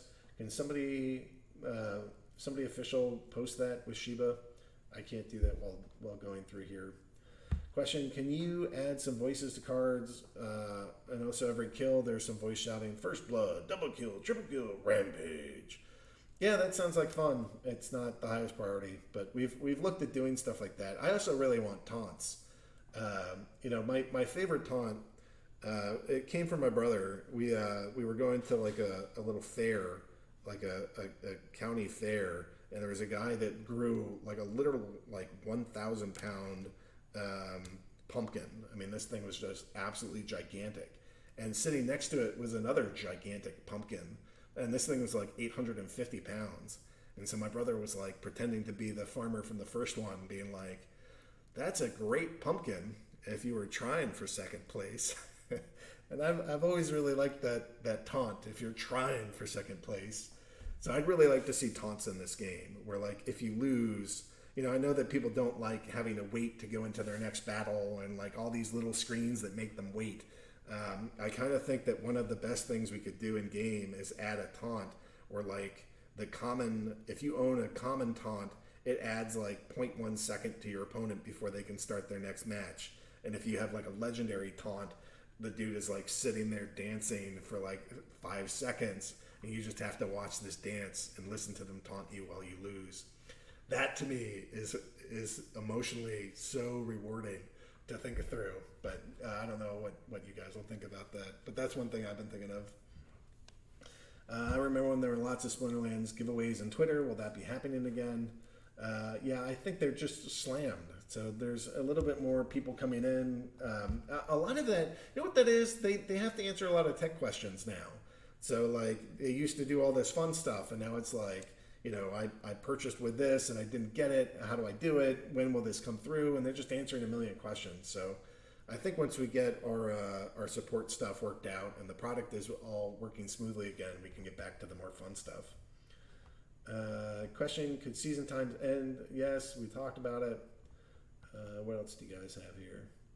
Next AMA, we talked about that. There are too many people waiting for the answer for this, sir. How about the hoarders? Dude, I've answered this like 4 times. So, no. I'm not answering it again. I was going to get nerd sniped, but not again. What happened to the chief FOMO officer? Is he okay? Yeah. I'm still here, bro. Still here, still FOMOing. But I'm really trying not to FOMO like everybody. So it's a weird place to be, because FOMO just means that like we're going to get more people faster. And that's actually not good for us right now until we can get a handle on all this and get all this stuff like calmed down and issues. So I'm like actively trying not to FOMO. So like I want to give you guys info and make sure that you can make smart decisions about buying, selling, renting based off of publicly available information, things that you might want to consider. But I am actively not FOMOing. So, but believe me, the second that Chaos Legion comes out, there will be an enormous amount of FOMO coming from yours truly. Will there be either release of new lands? Probably not. Release of new systems that use the functionality of lands? Yes, most likely. Why wouldn't we just completely lock new players out of this side of the game ecosystem as land continues to rise? It would. It is going to make it very expensive, and that is intentional. There's not enough land for everybody. Please push and shove. But keep in mind, land is an optional part of this game. You don't have to own land. So, one of the reasons why we always want to have inexpensive cards is that we want to make sure that everybody can come into the game and have that be fair. But, with land, it's optional. There's not like direct prize pools. It's not the main fighting game. You might want to buy, lease, or rent some of the cards, but you're not going to be required to. It'll just kind of come out to how far up in the season you can get.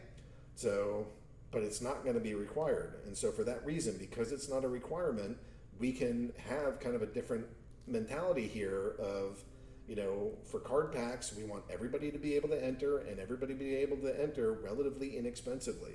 For land, we don't have that same feeling. If that goes stratospheric, that's fine, and we're not going to go intervene. Is it going to be, you can exchange HBD for Hive directly. You can do that through tribaldex.com and then also through PeakD. If you click on the wallet, then click on the market. Next AMA, thanks Biz. Question. Thank you for creating such a great life-changing game. Yeah, you're welcome, bro. Thanks for saying that. The game has a mobile app. Yes, it's the same with the web. No, the mobile app always lags behind the web version. Is it possible to implement a compensation system for server downtime more than a few X hours? No. Most gacha games I play have compensation for server maintenance and downtime. Yeah, I don't think so. You guys are getting millions of dollars from us. Like at the end of season, on the last day of the last season, we rewarded about $300,000 in prizes. So if you guys get rewarded slightly less that day, I'm sorry, but you'll have to make do. As for the rentals, what people are really asking about is, hey, we want rental money back. One of the things about rental is that money doesn't go to Splinterlands. That goes to other players. So, asking us to compensate you doesn't make any sense because that wasn't money that we ever got. So I hear you. It would be great if there was a magic pool of money, but I don't see that happening. If the game goes down for a super long period, who knows? Maybe then, but probably not then because we'll have other problems like, how do we function as a business if the servers are down for long periods of time? Will monster skins be NFTs and tradable in the future? They are technically NFTs and they are technically tradable. There's just not a good interface for it. But that is on the list. It's just pushed back. Is quest rewards really random? Yes. Or only beginners have a chance to win more? No. The longer I'm in the game, the lesser the rewards I have. That sounds wrong. How do you buy a spellbook with BSC or other crypto? Someone in my group is confused. You buy credits and then you use the credits to buy that. Biz is saying we're still hiring more support staff. If you are new and unknown, then it takes time to think about whether or not we'll hire and train you. If you're very experienced with Splinterland and knows to us, it's easy to hire you. Well, there you go. Biz is saying we're still hiring. So if you're looking for a job and you want to go help the Splinterlands community grow and see your assets grow, and I would be terrible at customer support because I'm just not a super sympathetic human being. Toughen up, Buttercup. But that doesn't work in support. So if you have a mentality to go work with people that are from lots of different countries, sometimes different language problems, confused about blockchain, don't always know what's going on, and you have patience to work with that, and you're familiar with the game, we would love your support, and we will pay you money to sit there and answer questions for newbies. Are the new packs use only DEC to pay, or can you use credits? You'll be able to buy them with credits. Question, can I buy credits using my wife? That's dark, bro. That's just dark. Okay, next up.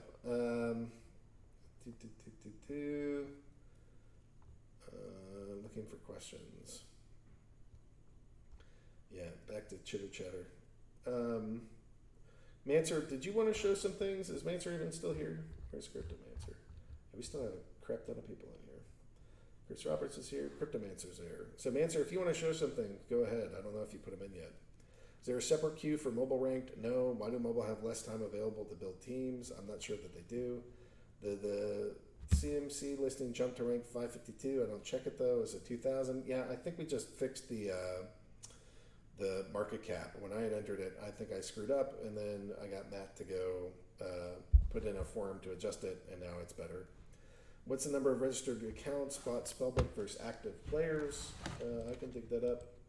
So, 819. Good. So yesterday we had 11,378 signups. We had 6,148 of them purchase a Spellbook. So that's 54% are buying the Spellbook. That is a dream number that free-to-play games will never, ever reach. We are 30 times what free-to-play does. Overall, we currently have 352,000 total accounts and 122,000 Spellbooks. So we are cruising by the end of the season. Let me see how long this season lasts. 10 days. It's pretty close. It's possible that by the end of the season, we'll have 200,000 Spellbooks in the game. Whew, it's a lot of growth. All right, what else do we have here? question, is there a separate queue for mobile? No. When will the next set of cards be going out? Sometime in September as a pre-sale. We'll wait to print out remaining in the batch before creating a new one. Yeah, we won't launch another edition until Chaos Legion is out. Will there be another league system when the new cards come up? Yes, that's what we've talked about with the wild format and the modern format. Wild format, you can use any set of cards. The modern format, you can only use the cards that are part of, that have the Untamed background. Will there be a tool implemented to scan all my rentals and update the renewal costs automatically to the new going price? That's a question for Jarvie. We don't really do that. We're not that sophisticated with the market over here. We go for a higher card supply in the next set. Yes. There will be more cards. Rental UI overhaul any plans? It's very slow to list and unlist. Yeah, if you're doing like 1 or 2 cards, the Splinterlands is great. If you're gonna do like bulk listing and unlisting, you got to use Peak Monsters. They're the best. Each account has to go through ID verification, but you can use the same driver's license or passport each time. Oh, there you go. But I don't think you need that just to create a new account. That's if you want to do like credit card purchases. Why card and cooldown is available for renting? Because you might want to get a card at a certain price and somebody's willing to discount the price because it's on cooldown. If you don't want to rent that card, then don't rent that card. Question, are you planning on putting in what type of card is being used, like magic melee range when checking enemy recent plays? I know it isn't available on the app, but it certainly helped the players of the browsers too. I mean, you can look at the last 5 teams, but you know the team is comprised of multiples of those. So I don't know how it would be all 3 of them nearly every single time. Why am I getting monthly purchase limit when purchasing credits via Android app? Because we got tired of getting scammed, and so we put in purchase limits. If you don't want the purchase limit, then you can go KYC, or you can go use your favorite exchange, turn your dirty fiat into beautiful crypto, and send us your crypto. There's no KYC when you spend crypto. What plans do you have for a second continent with land in the future? Almost none. If we release a whole nother game, maybe then we'll introduce some land. But short of like new game introduction, I really don't see more land becoming available. It's possible. I don't want to say no, but it's less likely. Company is based out of Pennsylvania and hosted by AWS. I just want to know what server time you follow. Also, I made an account but failed to use a referral link on the first one. Is there any way I can catch up on that? Yeah, you can put in a support ticket. The company is based out of Pennsylvania, and not everything, but many things are hosted on AWS. Firmus, the dice pack design and mobile made me think that there was 3 airdrops left, so I bought 2 more after last drop. Is this fixed in the next version? Yeah, probably. You know, I don't know why that didn't update for you. Are there any plans for expanding the competitive nature of the game? I know there will be staking on players, but what future plans do you have to nurture competition? I think competition is fierce, and especially as we're adding more players, it's just getting brutal. Just having a billion other people to compete with, I think is going to be more than enough competition. What's the gender of the plasmatic energy? That's up for them to decide. Is it okay for me to create multiple accounts so I can feed my main account with permanent cards and DEC so I can increase my rank much faster? Yes, it is. Are pack pre-sales eligible for referral rewards? Yes, those are the ones that are really generating the referral rewards. So if you guys are going to enter referrals now, I'd be amazed. All the referrals are going to come when the pre-sales start, because just buying credits doesn't get you referral rewards. You have to go buy something from Splinterlands, and not on the market, like something directly from us. So when Chaos Legion comes out, you better have all your referrals in order. People are going to be spending thousands, if not tens of thousands or more, buying cards, and all of your referrals are going to start getting you truckloads of money. Can we hide recent games so our enemy won't know our favorite cards? No, that's the whole reason why we do that, so that they know what you're playing recently. Can we add some feature for rent card, for example, so that you can check how many days you need to rent this card? I don't know what that means. Is a bad idea. Why? Don't know what that is. Panda. We have a cat. You guys are weird. All right. Again, if you guys want to ask questions, do like what Firmus is doing, where you put the question in there. Do you have some or little control on Smurf bot accounts, and do you do anything to prevent them? Nope, we don't. We just try to make sure that there's no benefit above and beyond playing as a human. All right, what else do we have here? How much SBS do we need to stake to purchase one CL pack? It hasn't been decided, but it's probably going to be competitive. So you just need. It's the kind of thing where, like, if you're trying to outrun a bear, you don't have to be in first place. You just can't be in last place. Please hodl. Don't do what Shu did. Returns to be given long term. Yeah, I mean, I can't give you financial advice, but I'm panic hodling all my stuff.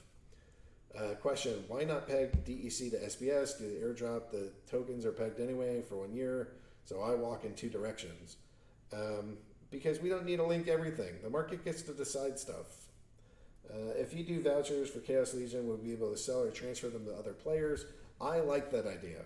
This is what I'm hoping for, that your Chaos Legion, or owning Splinter Shards gets you tickets or vouchers, and then you spend those vouchers along with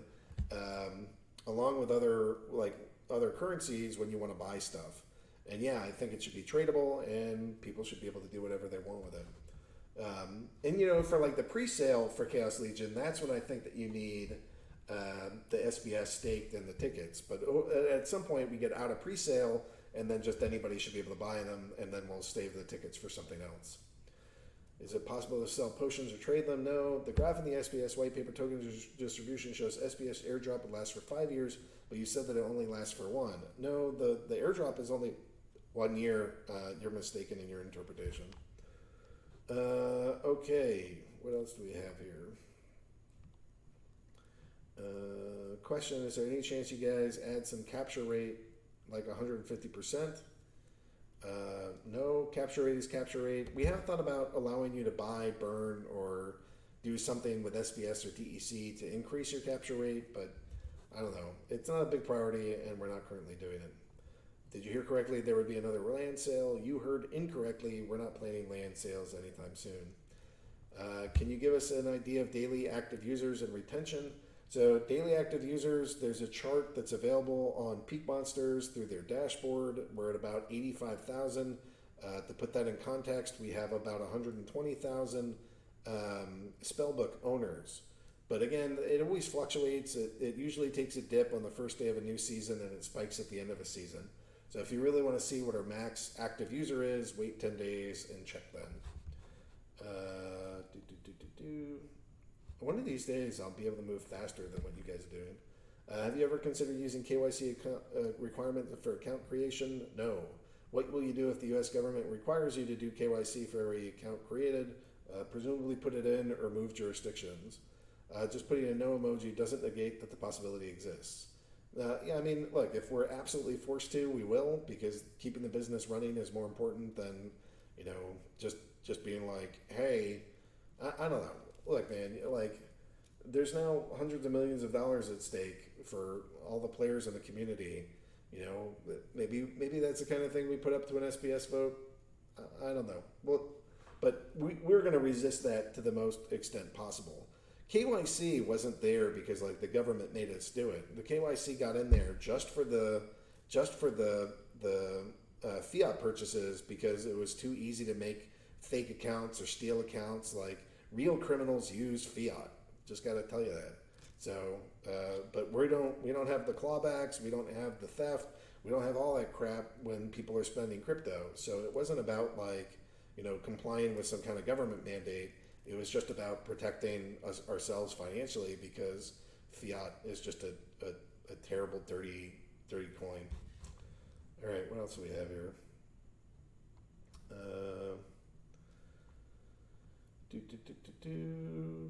A bunch of jibba jabba. How much? No, not going to answer that one. Are Singaporeans playing this game? Yes, and go talk to WSN. Question, you talk about sports and I have misunderstood. Did you mean your ecosystem would be integrated for Splinterlands Esports betting and stuff, or do you mean your system to reach other sports?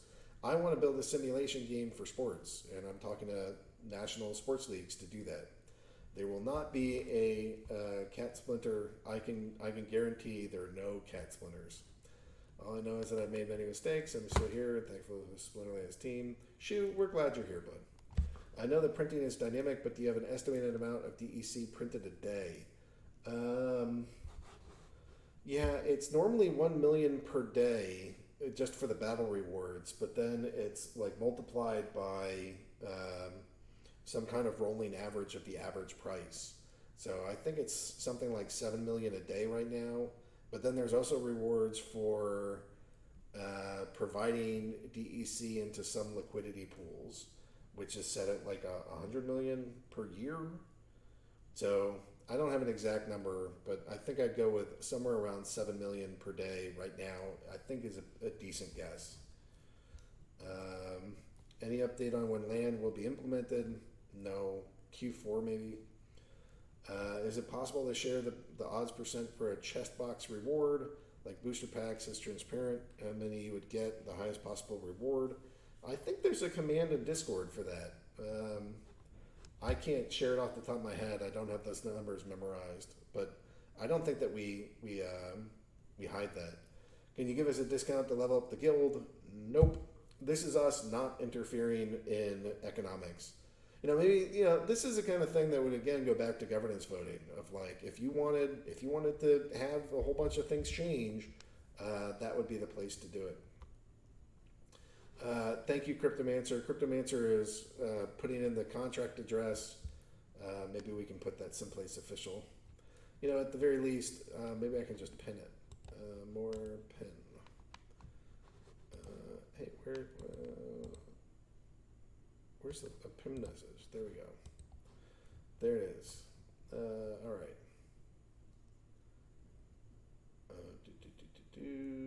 Question: what can current players expect to spend to work their land and get a decent efficiency out of each plot? Full economics have not been there. How to buy card packs on Hive Engine?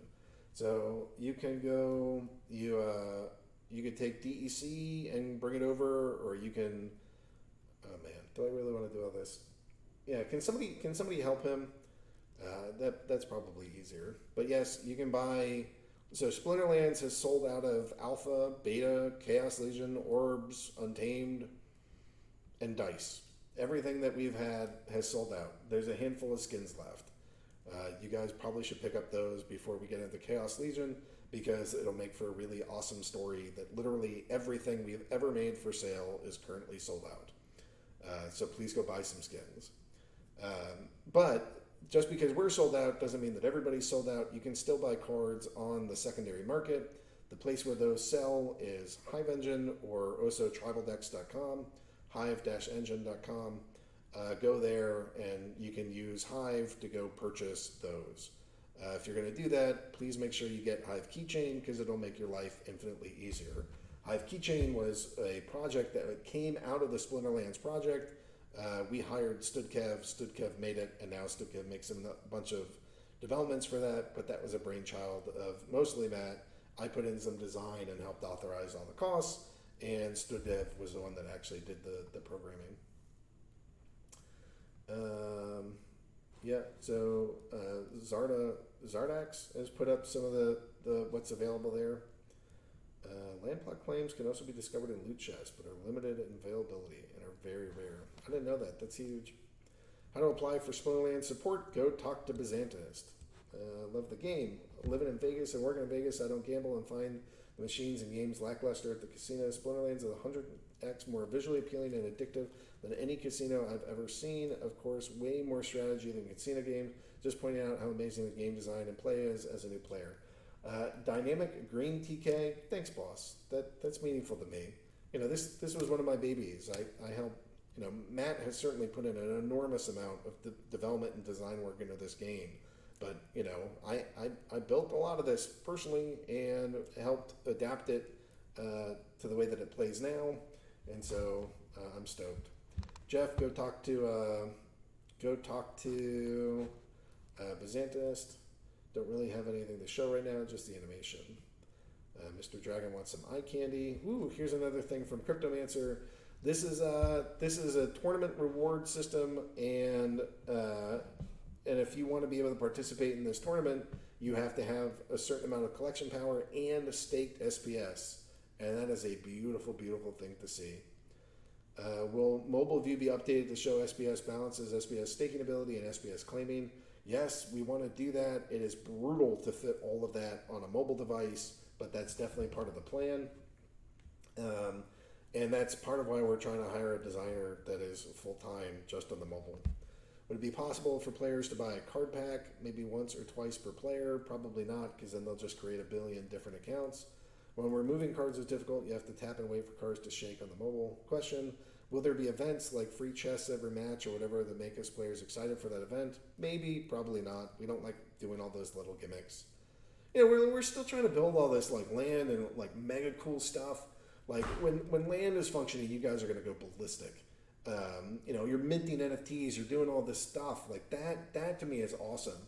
A couple little gimmicks on the site is like way secondary to that.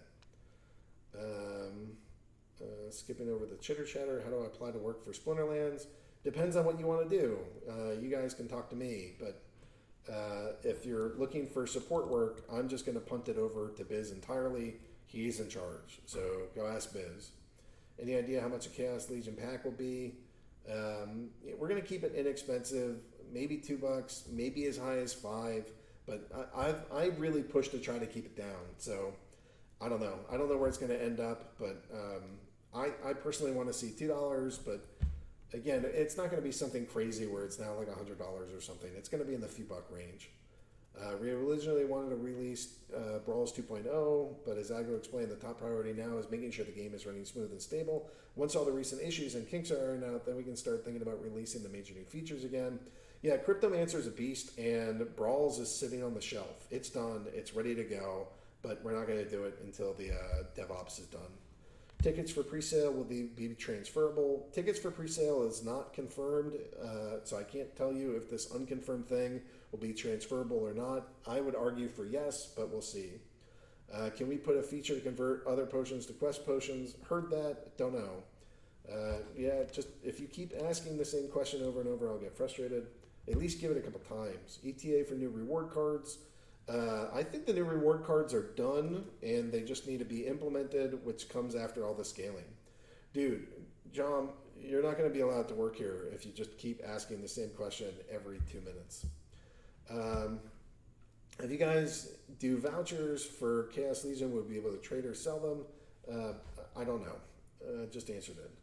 So then, there's not that many other questions left. With the recent big hacking issues regarding crypto exchanges, are your team buffing up security protocols? I mean, we do the best we can. We get stuff audited. Maybe we'll one day get hacked. Hopefully not. Will there be additional alternate skins? Yes, I actually have also the betas. We're creating some other ones for Chaos Legion. I don't know. If you're applying for support, just message Biz. Do you, Aggie and Matt, and the team also have land? Yes, I bought a region. There's probably a little bit of team land. I will probably steal some of that. So I have personally at least one region, arguably two. I'm like managing director for Hive Engine. Hive Engine has a region. Actually, it has 10 tracks, but there you go. Are Chaos Legion packs also going to cost $2? I don't know. It'll be somewhere down there. And we're done. We're down to the bottom. All right. Is it possible to implement a compensation system for server downtime? I already answered that. My answer is no. Because we give out millions of dollars, you know. So I'm happy to call it here. This has been 2 hours. Will there be SPS things to speed up land development? I hope so. Either that or DEC. I think 2 hours is enough for 2 hours and 15 minutes. I'm gonna get some food. We're gonna be here next week at 9. Thanks, bud. I'm trying to answer all this stuff, and I know I'm speaking quickly. Hopefully, you guys can do the replays and slow it down a bit if you're from a second language. I try not to use too much slang. Try to answer this stuff. It's just a ton of questions, and now I can't even punt to Matt because he's working on DevOps. All right, guys. So you guys are awesome. I really like being here. If you have a high collection score, please come join me for the tournament on Saturday. This is it's the For My Amusement tournament. Going to be streaming these, and it's hopefully the start of more official Splinterlands broadcasting regarding esports and the gameplay. So if you're a high collection power account, please get there. I'll post it on YouTube. There'll be you can find it on Twitter too. This thing has been live on Twitter. All right, I think that's it for now. Thanks for being here. Thanks for playing our game. Thanks for putting up with us while we're trying to do all the DevOps. I think Matt has a pretty solid handle on it. We'll get back to feature development soon. Try to get Chaos Legion out for September, and there should be more stuff coming. So please keep playing. Please keep telling everybody about us. Please keep sharing. Let people know what's up. And I don't know, just from the bottom of our hearts, we're grateful. We're grateful to get to work on this. Grateful to get to build this, and so thankful to have so many passionate, wonderful fans be part of this. Thanks for being here. Thanks for your questions. And I'll see you guys next time on Friday. And like that. And like, if you want to work for support, message Byzantinist. All right. Thanks, guys. That's it.